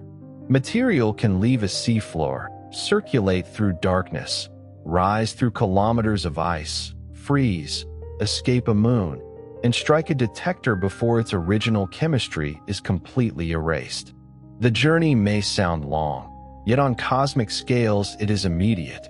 We are not studying fossils from a habitable era billions of years ago. We are studying an active ocean now. At this moment, water is likely moving through Enceladus's core. Hydrogen is being generated or released. Ice grains are forming in cracks. The plume is feeding Saturn's E-ring. If cells exist, they are carrying out chemistry now, beneath a surface that looks silent from afar. The possibility creates an unusual intimacy. Saturn is more than 1 billion kilometers away, but the scientific question is not remote in time. It is contemporary. Life there, if present, shares the current solar system with us. It evolved beneath the same sun, around the same star, from material formed in the same protoplanetary disk. Yet it may have had no contact with Earth. Two biospheres could exist in one system, separated by ice and space, unaware of each other until a machine crossed the plume. The implications reach beyond biology. Independent life would influence philosophy, religion, culture, and humanity's understanding of uniqueness. But the scientific task comes first. Measure carefully. Name uncertainty. Avoid turning hope into evidence. Build instruments capable of surprise. Enceladus does not need to be inhabited to be extraordinary. A global ocean inside a 500-kilometer moon, heated by orbital resonance and venting into a planetary ring, is already one of nature's most remarkable systems. Life would not make the moon interesting. The moon's existing complexity makes life worth searching for. The discovery also changed the meaning of the habitable zone. For decades, the simplest definition focused on distance from a star. A planet too close becomes hot enough to lose surface water. A planet too far away becomes frozen unless greenhouse gases compensate. This circumstellar habitable zone remains useful for identifying rocky planets where liquid water could exist at the surface. But Enceladus lies far beyond the Sun's traditional habitable zone. Its surface water is frozen because sunlight is weak. Its ocean remains liquid because gravity between moons and planet creates heat. Tidal energy replaces stellar energy. The lesson is not that distance no longer matters. Surface climate still depends strongly on starlight. The lesson is that habitability can be hidden and powered in more than one way. Europa, Ganymede, Callisto, Titan, and perhaps Mimas also contain internal oceans. Dwarf planets, such as Pluto, may preserve liquid layers with antifreeze compounds and radioactive heat. Even distant objects could retain buried water for long periods. Ocean worlds may be common. Yet Enceladus is unusually favorable for exploration because of the plume and the apparent contact between water and rock. Ganymede's ocean may be trapped between high-pressure ice layers, limiting direct interaction with a rocky seafloor. Callisto's internal structure is uncertain and its surface appears less active. Titan's ocean may be separated from rock by high-pressure ice, though models differ. Europa likely has rock contact and strong tidal energy, but accessing clean ocean material is harder. Enceladus combines accessibility with chemistry. This comparison should not become a competition in which one moon must be declared the best forever. Different worlds answer different questions. Europa's larger ocean and stronger tidal environment may support greater energy flow. Titan tests organic chemistry under radically different conditions. Mars preserves a record of surface habitability. Enceladus offers a natural sample of a present ocean. A mature astrobiology program needs all of them. Still, limited budgets force priorities. Why spend billions to search a tiny moon? Because the central question is direct. Is there life beyond Earth? Many missions explore environments that were once habitable or might be habitable. Enceladus allows a mission designed explicitly to test whether a current ocean is inhabited. The samples are available without drilling. The scientific return is high even if the answer is no. The target is small, but the question is not. There is also practical beauty in the mission architecture. A spacecraft can remain within the Saturn system, use repeated encounters, and accumulate evidence gradually. It does not need to return a sample immediately. It can observe the source and sample it many times. Repeated sampling guards against one anomalous measurement. If a biosignature appears only once, it may be contamination or a rare abiotic grain. If it appears across different vents, orbital phases, and instruments, confidence rises. Spatial variation could reveal ecology. One tiger stripe may carry more hydrogen. Another may carry more salts. A particular vent may connect to a warmer hydrothermal region. If biological markers correlate with chemical energy, the pattern would strengthen interpretation. Cassini lacked the time and instruments to map these relationships fully. A future orbiter could turn the plume into a three-dimensional chemical landscape. It could fly through at different altitudes.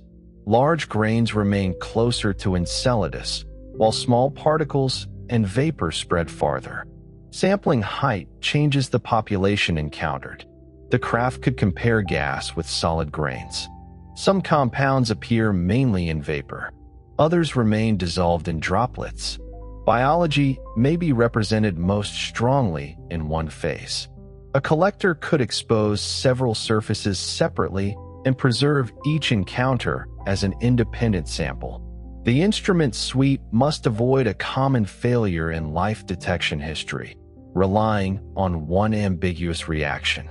The Viking landers on Mars in 1976 carried biological experiments.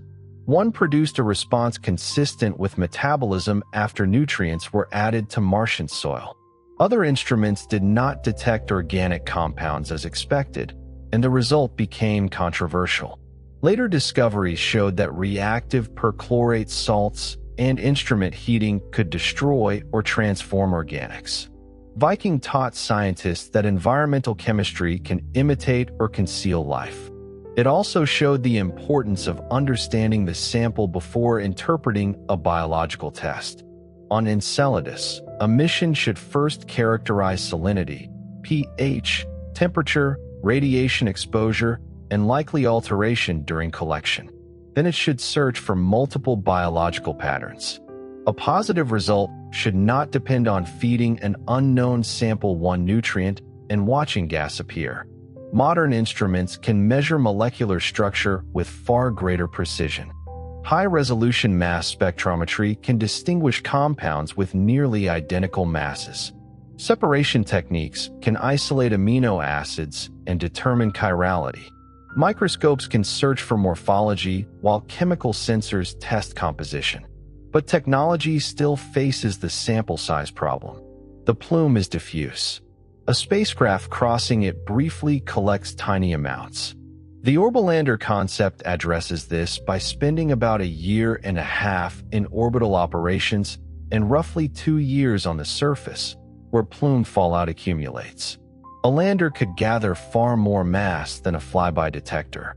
More sample allows more tests, replication, and lower detection limits. It also permits destructive analyses. One portion can be heated, another dissolved, another examined intact. A passive collector on the surface receives falling grains continuously. An active scoop gathers deposited material. The landing site must balance plume density, terrain safety, temperature, communication, and contamination control. Landing too close to an active fracture could provide fresh material but expose the spacecraft to rough ground, unstable ice, and intense deposition. Landing farther away is safer, but samples older fallout. Orbital reconnaissance would refine the choice. The mission's radar could probe the shell and fractures. A laser altimeter could map slopes. Thermal imaging could locate warm vents. Cameras could search for changes since Cassini. Enceladus may surprise us before any chemistry begins. New fractures may have opened. Old jets may have faded. Blocks of ice may have shifted. The plume output may differ after decades. Cassini's last closed Enceladus flyby occurred in 2015. By the time a new spacecraft arrives, perhaps in the 2040s or 50s, an entire human generation will have passed. The moon's orbit will have repeated hundreds of thousands of times. Tidal stress will have worked continuously. The landscape will probably remain recognizable, but active regions may change. Long gaps between missions make planetary science vulnerable to lost context. This is another argument for continued telescopic monitoring. The James Webb Space Telescope and large ground-based observatories can search for water emission and broad plume behavior, though Enceladus is tiny and close to bright Saturn. Occultations, when the moon or plume passes in front of a star, can reveal gas. Future space telescopes may monitor activity more precisely. No remote observation can replace in situ sampling, but it can guide mission timing and show whether eruptions continue. The plume has persisted across every Cassini observation. There is no reason to expect it to vanish soon, but geological systems are not guaranteed. The statement that Enceladus is not going anywhere is true in an orbital sense. The accessibility of its ocean may be temporary on geological scales. Human planning often assumes nature will wait. Enceladus reminds us that worlds evolve while committees debate. Yet urgency must not produce a poorly designed mission. A rush detector could return another ambiguous result and delay certainty for decades. The ideal mission should be ambitious enough to distinguish life from chemistry, clean enough to trust, and flexible enough to recognize unfamiliar signals. This requires international cooperation. Cassini itself was a partnership among NASA, ESA, and the Italian Space Agency. The Huygens probe, supplied by ESA, landed on Titan while Cassini continued around Saturn. A future Enceladus mission could combine expertise, instruments, launch capability, tracking networks, and funding from multiple agencies. The question belongs to no single country. A positive detection would be a result for humanity. International participation also strengthens credibility. Independent teams can design instruments based on different principles. Shared data can be analyzed across laboratories.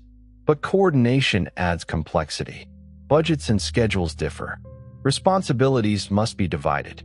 Cleanliness standards must be common. Data policies and announcement procedures must be agreed in advance. These are manageable problems compared with crossing the solar system. The harder challenge may be deciding what counts as enough evidence. Before launch, teams should define confidence frameworks. What combination of measurements would justify the phrase evidence of life? What would justify probable life? What would justify confirmed life? There may never be one universal numerical threshold, but clear criteria reduce the chance that excitement shapes interpretation. The first result may be neither positive nor negative. It may reveal chemistry stranger than expected. Perhaps Enceladus contains abundant organics built through an unknown hydrothermal pathway. Perhaps phosphorus is high but nitrogen is limited. Perhaps methane comes from ancient trapped material. Perhaps cell-like compartments form spontaneously in ice channels without replication. Each discovery would revise the question. Science does not travel to a world merely to check a box labeled life. It travels to learn what the world is. Enceladus may force us to expand the definition of prebiotic complexity. It may show that oceans can remain chemically active for billions of years without biology. Or it may show that once water, rock, and energy meet, life follows. The answer waits beneath ice, but the route to it passes through careful doubt. There is a temptation to imagine that finding life would end the mystery. It would begin several larger ones. The first would be ancestry. Did Enceladus life arise independently, or does it share an origin with life on Earth? If its molecules use the same genetic code, the same 20 amino acids, the same membrane architecture, and the same chirality, shared ancestry becomes possible. Material could have moved between worlds naturally during the violent early solar system. Impact ejecta from Earth, Mars, or another inhabited body might have traveled outward. Enceladus itself could have exchanged material with other moons through Saturn's rings and magnetosphere.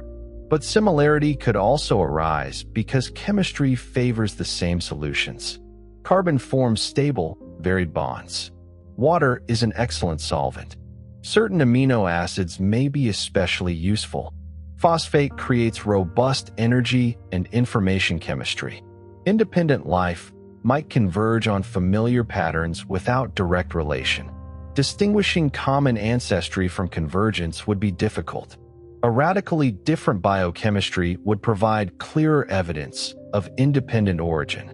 Suppose Enceladus organisms use a different set of amino acids, a different handedness, and an informational molecule unrelated to DNA or RNA. That would show that life can begin more than one way. The universe would contain at least two answers to the same chemical problem. If the biology is similar, scientists would compare molecular details. Shared arbitrary features are powerful evidence of ancestry. The genetic code on Earth contains historical choices not obviously required by chemistry. Matching those choices elsewhere would be hard to explain by convergence alone. Plume fragments may not preserve enough information for such analysis. A future mission might detect life without recovering intact genetic material. Even so, lipid structures, amino acid distributions, and isotope patterns could reveal whether the biology resembles Earth. The second mystery would be ecology. How much life exists? Where does it live? How fast does it grow? Does it occupy one hydrothermal region or the entire ocean? Does it form communities with different metabolisms? A plume mission samples indirect traces. To understand ecology, scientists would need models of transport and perhaps direct access. The third mystery would be evolution. How long has the biosphere existed? Did it begin when the ocean formed? Has it survived freezing cycles? Does low energy slow evolution? Or do tidal and hydrothermal changes create enough variation for adaptation? Enceladus has no continents, seasons like Earth's surface, or oxygen-rich atmosphere. Its evolutionary pressures would be different. Isolation within a dark ocean could produce stability across immense time. A microbe suited to one mineral pore might change little for millions of years. Or hydrothermal systems could be dynamic, with vents opening, closing, and relocating. Populations might repeatedly disperse and recolonize. The fourth mystery would be origin. Did life begin at the rock-water interface? In ice brines? Within the pores of the core? Could the earliest molecules still exist in regions biology has not reached? Finding life does not automatically reveal how life began. Earth demonstrates that problem. All modern organisms are products of evolution. Their complexity obscures the first steps. Enceladus might offer a younger or simpler biosphere, but even simple cells are far removed from non-living chemistry. The fifth mystery would concern prevalence. If life arose independently on both Earth and Enceladus, two inhabited worlds would exist in one solar system. Statistically, that would strongly suggest life begins readily under suitable conditions, though the exact inference would depend on whether the environments share material. Targets across the galaxy would become more promising. Every ocean moon would move higher on the list. Exoplanet biosignature searches would gain confidence that biology is common. A negative result would be harder to interpret. One sterile ocean does not prove life is rare. Perhaps Enceladus lacks a crucial ingredient or has not remained active long enough. Perhaps life exists below detection limits. Perhaps it began and became extinct. Absence is less decisive than presence. Yet a well-characterized sterile environment would still constrain origin theories. If laboratory experiments predict that certain chemistry should self-organize easily under Enceladus conditions, and nature shows no trace after billions of years, the theory must explain why. The moon would become a control experiment beside Earth. The possibility that Enceladus might already have life contains another important word. Already deserves attention. It suggests we are arriving late to an event that may have happened without us. If organisms exist, they did not begin when Cassini detected the plume. They may have lived beneath the ice for millions or billions of years. Saturn's rings formed and changed above them. Dinosaurs appeared and vanished on Earth. Human beings evolved, built telescopes, discovered Saturn's moons, and finally sent a machine through the spray. The biosphere would have remained hidden throughout. This perspective changes the emotional center of the mystery. Exploration is not creating significance. It is noticing what may have been significant all along. Enceladus was once treated as a small bright object because our instruments were limited. The moon did not become an ocean world in 2005. It became known as one. Other apparently simple bodies may contain comparable surprises. Mimas, long considered a frozen, cratered moon, now has evidence consistent with a young internal ocean. Ceres may preserve brines. Pluto revealed glaciers, haze, and possible internal activity when New Horizons finally arrived. Ignorance often looks like simplicity. The more closely the solar system is examined, the less empty it becomes. That lesson supports patience with uncertainty. The plume might contain life. It might contain only extraordinary chemistry. Both possibilities are richer than the old picture of a dead ice ball. The evidence also reveals how scientific priorities change. Cassini was approved before anyone knew Enceladus had an accessible ocean. Its broad instrument suite allowed it to recognize the unexpected. Highly specialized missions can answer focused questions, but discovery also depends on flexibility. A future orbital lander designed for life must still carry instruments capable of geology, geophysics, and chemistry because the world may not match current models. The strongest mission is one that can test its central hypothesis while remaining open to a different answer. Perhaps the plume does not sample the core as directly as believed. Perhaps the ice shell contains separate reservoirs. Perhaps phosphate abundance varies dramatically. Perhaps hydrothermal heat is episodic. Perhaps unusual organics come from ancient material rather than present reactions. Each surprise would change the life detection strategy. A spacecraft operating for several years can adapt observations within limits. Teams can retarget flybys, alter sampling schedules, and focus on new vents. Cassini's long duration was essential. A single fast flyby would have discovered the plume but left many questions unanswered. Time in orbit turned anomaly into a system. The same will be true again. One sample can inspire. A population of samples can explain. As the mission crosses the plume hundreds of times, it can separate stable chemistry from rare events. It can learn whether different grains carry different reservoirs. It can test whether molecular patterns follow heat, salt, vent location, or tidal phase. Life, if present, may introduce variability. Cells bloom when energy increases. Metabolic products rise and fall. Fragments appear more often in certain grains. Geology also varies. Repeated measurements allow models to distinguish them. A lander adds another form of time. It can remain still while the plume falls around it. Instead of racing through the spray, it can watch deposition accumulate. It can measure tiny changes in temperature and vibration. It can observe Saturn and the stars while the ground flexes beneath it. From Earth, commands would take well over an hour each way, depending on the planet's positions. The lander must operate autonomously. It will decide when to protect instruments, collect samples, and respond to faults. Its daily rhythm will be unlike any terrestrial laboratory. There will be no daily human intervention. The machine will perform procedures in deep cold, transmit results, and wait. Scientists will receive yesterday's state of an alien moon. If an unexpected signal appears, confirmation cannot be immediate. A new command may take hours to complete and another hour or more to report back. Patience is built into outer solar system science. This is fitting for Enceladus.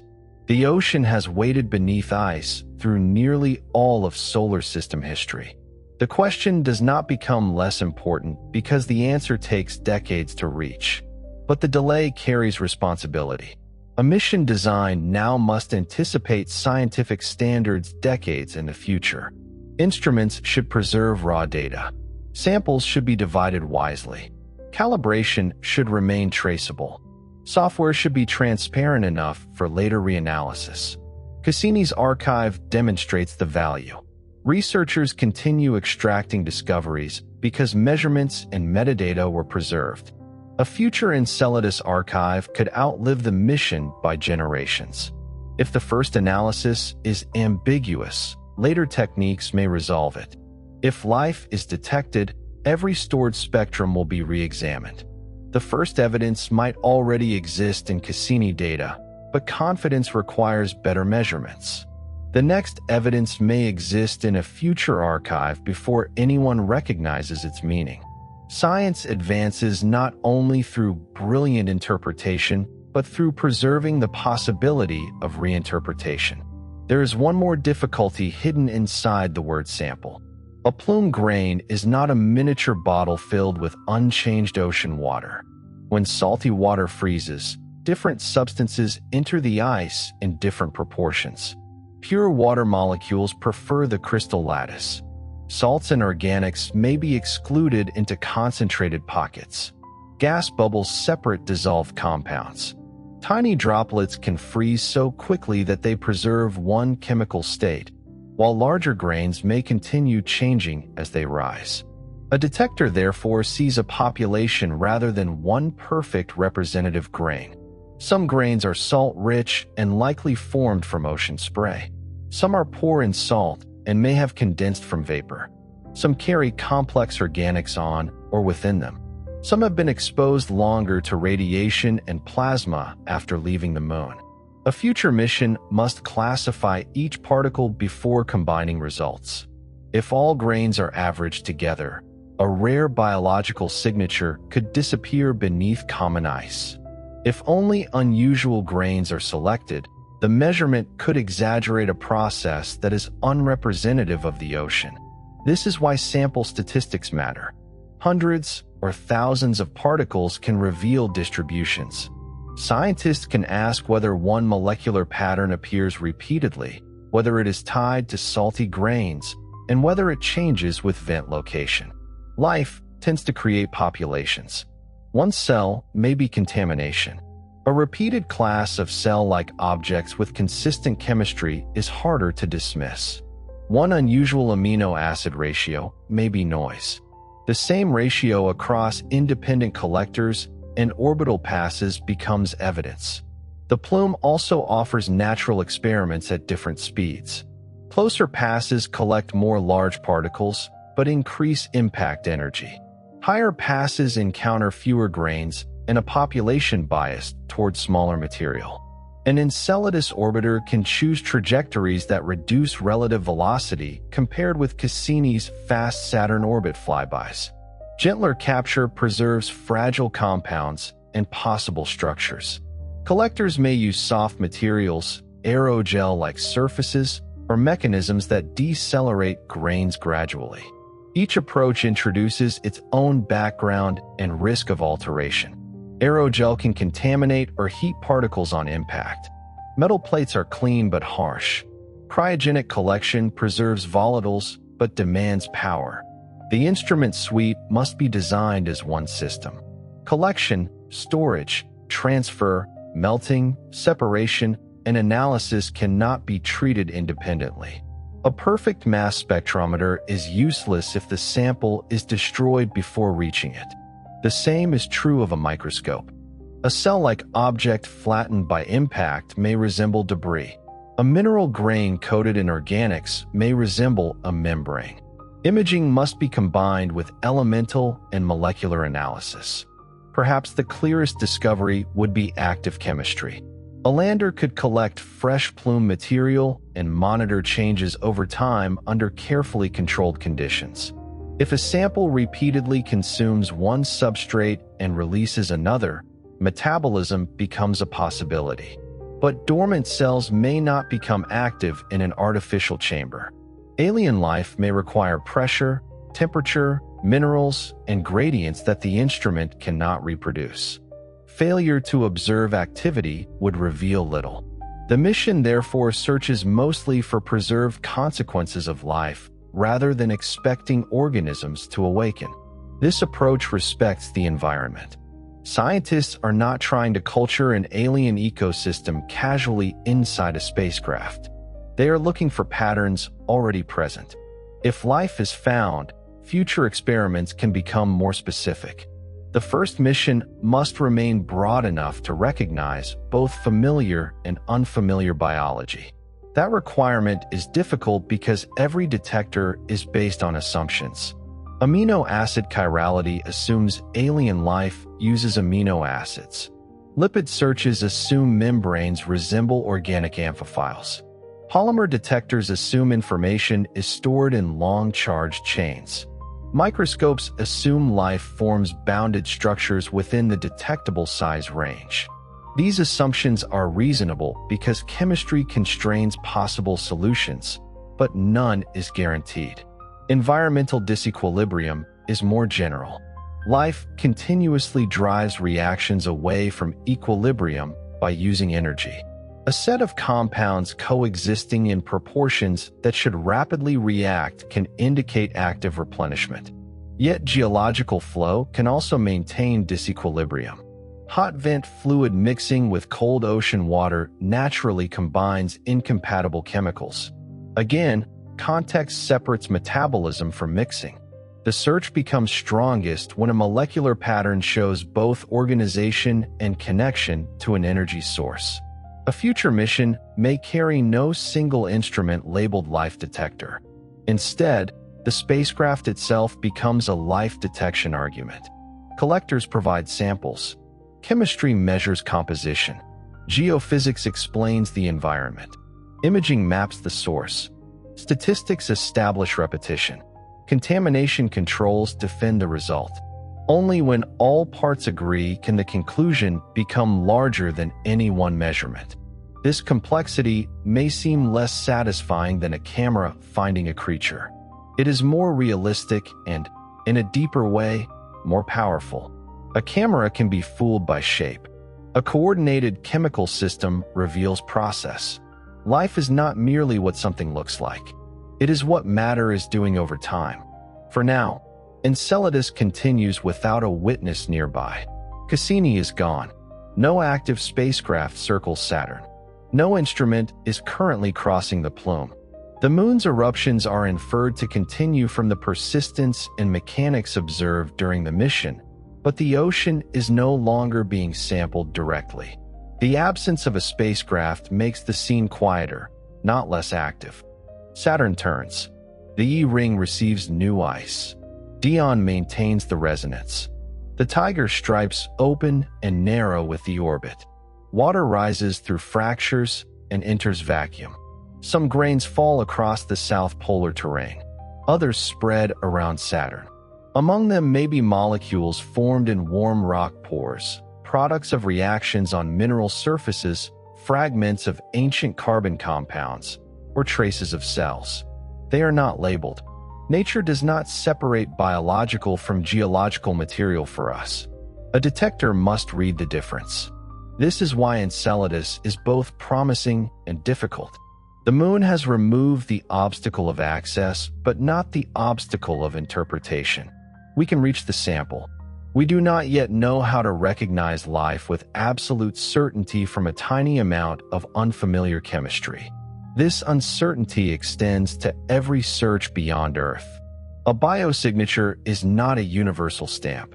It is a pattern whose best explanation is biology after plausible non-biological explanations have been tested.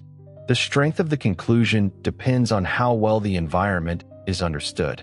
On Mars, methane can come from rock or life. On an exoplanet, oxygen can come from photosynthesis or water loss. On Enceladus, methane, organics, and hydrogen can come from hydrothermal chemistry or metabolism. Context turns a molecule into evidence. Enceladus provides unusually rich context because the plume, heat, ocean, core, and orbit can all be studied together. The moon's smallness helps. A spacecraft can map the whole surface. Gravity measurements can constrain the entire interior. Plume sources are concentrated near one polar region. The system is complex, but not spread across a planet as large as Earth. The same smallness also limits energy and makes history uncertain. A tiny moon should cool. An ocean requires explanation. A plume implies loss. Every habitability advantage is connected to a physical puzzle. The very process that keeps the ocean liquid may change over time. The same fractures that give us access may gradually drain heat and mass. Enceladus is not a static habitat. It is an evolving machine powered by orbital energy. Life, if present, must live inside that machine. It must tolerate cold bulk water, chemical gradients, changing vents, and perhaps long periods of low activity. Terrestrial microorganisms show that life can survive remarkable limits. Some grow near boiling hydrothermal fluids. Others remain active below freezing in brines.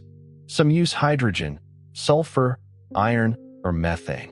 Some endure intense pressure, radiation, acidity, alkalinity, or starvation. These examples expand plausibility. They do not prove origin. Every extremophile on Earth descends from earlier life that may have arisen under less extreme conditions. Finding organisms adapted to a vent does not show that vents create life. The relevant lesson is narrower.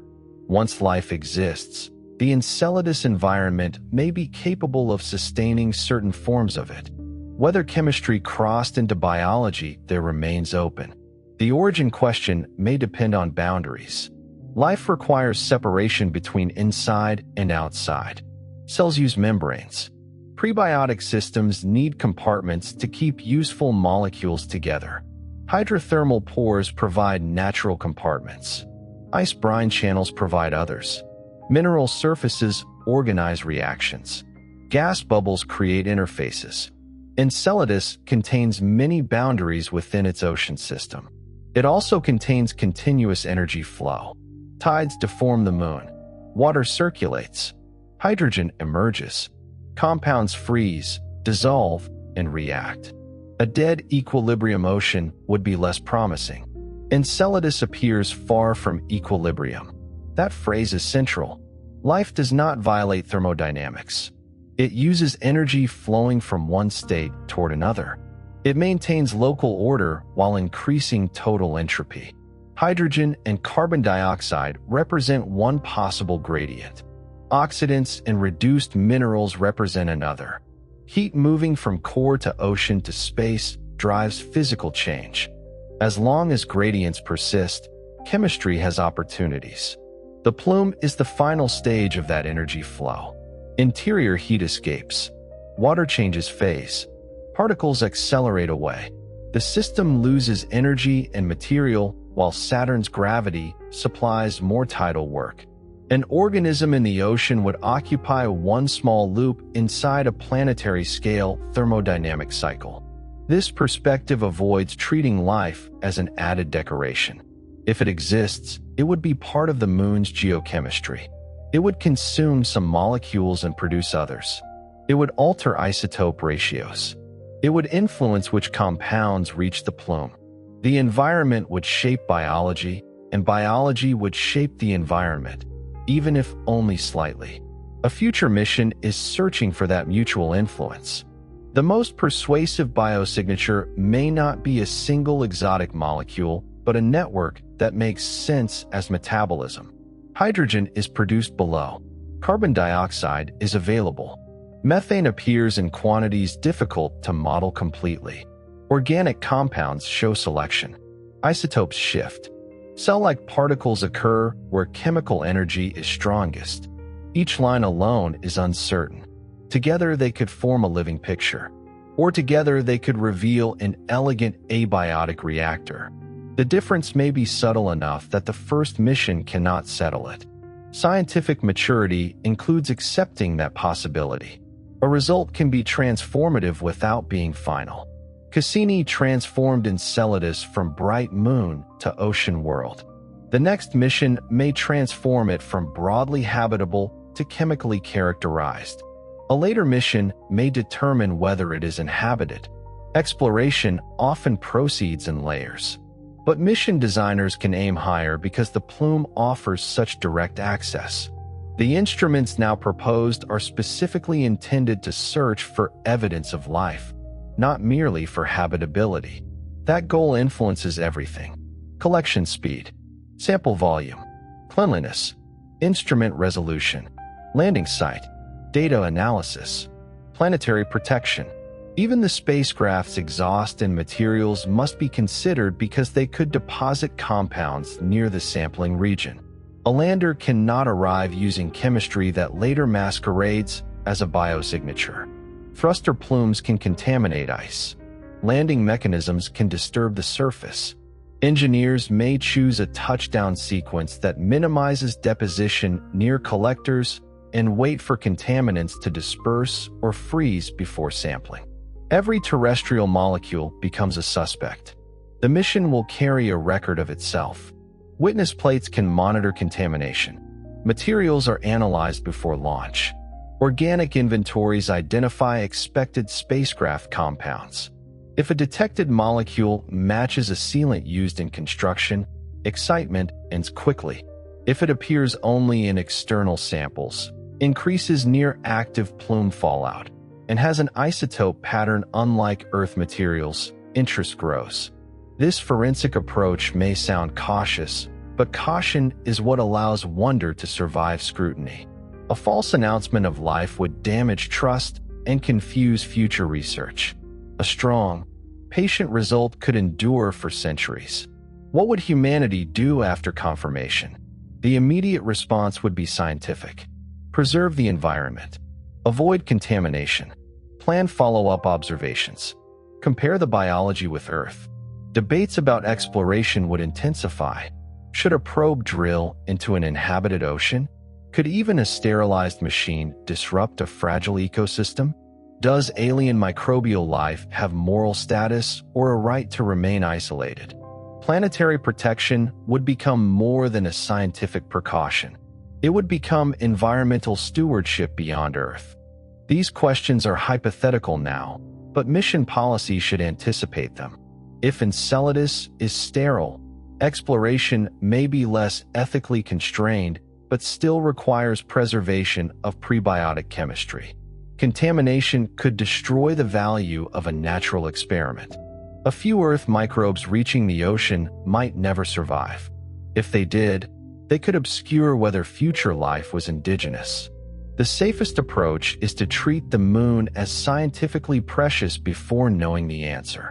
Cassini's controlled destruction set that precedent. Human curiosity is capable of restraint. We can choose not to leave a spacecraft where it might fall onto a habitable world. A future mission can search aggressively while protecting the environment. The contrast between Enceladus and Earth is striking. Earth displays life everywhere at the surface. Forests alter continents. Oxygen fills the atmosphere. Satellites can detect vegetation, clouds, and cities. Enceladus hides every possible organism beneath ice. Its surface gives almost nothing away except fractures and heat. Only the plume betrays the ocean. A world can be alive and look dead from a distance. This has implications for exoplanets. Telescopes search atmospheres because atmospheres are visible remotely. But inhabited ocean moons with thick ice may possess no strong atmospheric biosignature. The galaxy could contain hidden biospheres that never communicate chemically with space. Enceladus is detectable only because geology opens a route. Without the tiger stripes, we might know of the ocean from gravity and wobble, but have no sample. Around distant stars, similar moons would be extraordinarily hard to detect, let alone characterize. Life could be common in environments astronomy cannot yet see. This possibility makes the local search more important. The solar system is the only place where spacecraft can approach ocean worlds and analyze material directly. What we learn here becomes the foundation for interpreting remote worlds. If Enceladus is inhabited, hidden oceans become major biological targets. If it is sterile, scientists will ask which missing condition matters. Either way, One moon informs a cosmic census. The final answer may arrive from a pattern too small for a camera, a slight excess of one isotope, a sequence of molecular masses, a repeated membrane-like structure, a handedness imbalance. The discovery of extraterrestrial life may be announced not with a photograph, but with a graph and months of argument. That does not make it less profound. A graph can show that chemistry has organized itself into heredity on another world. The first observers may not hear a creature or see it move. They may recognize its influence in how atoms are arranged. This is appropriate because life at its deepest level is organization. The same elements exist in non-living matter. The difference lies in networks, selection, replication, and history. Enceladus has supplied the elements. It has supplied liquid water. It has supplied energy. It has supplied time, perhaps in abundance. The missing question is whether organization emerged. At the beginning, the moon appeared simple because it was small and bright. Now its whiteness means something different. Fresh ice is continually renewed by material from below. The brightest surface in the solar system is evidence of hidden activity. The smooth plains Voyager saw were not merely beautiful. They were clues. The magnetic disturbance Cassini measured was not noise. It was the first sign of an ocean escaping. The backlit plume was not just a spectacular image. It was an invitation to sample another sea. One discovery led inward. Gas implied activity. Activity implied heat. Heat and salts implied water-rock interaction. Wobble implied a global ocean. Silica implied hydrothermal circulation. Hydrogen implied chemical energy. Organics and phosphorus expanded the inventory. Each clue narrowed the distance between habitability and life without closing it. The evidence resembles a detective case because the central subject cannot be seen. The ocean leaves traces. Scientists reconstruct the hidden scene. There is water beneath ice. There is rock beneath water. There is heat in the rock. There are reactions at the boundary.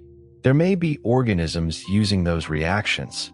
The final suspect is biology, but geology remains capable of producing much of the evidence. Only a better experiment can decide. That experiment will travel through darkness for years. It will arrive beside Saturn, navigate among rings and moons, and approach a body smaller than many countries. It will cross a plume that Cassini first made visible. Collectors will open. Ice grains will strike gently and remain. For the first time, instruments built specifically for this question will examine them.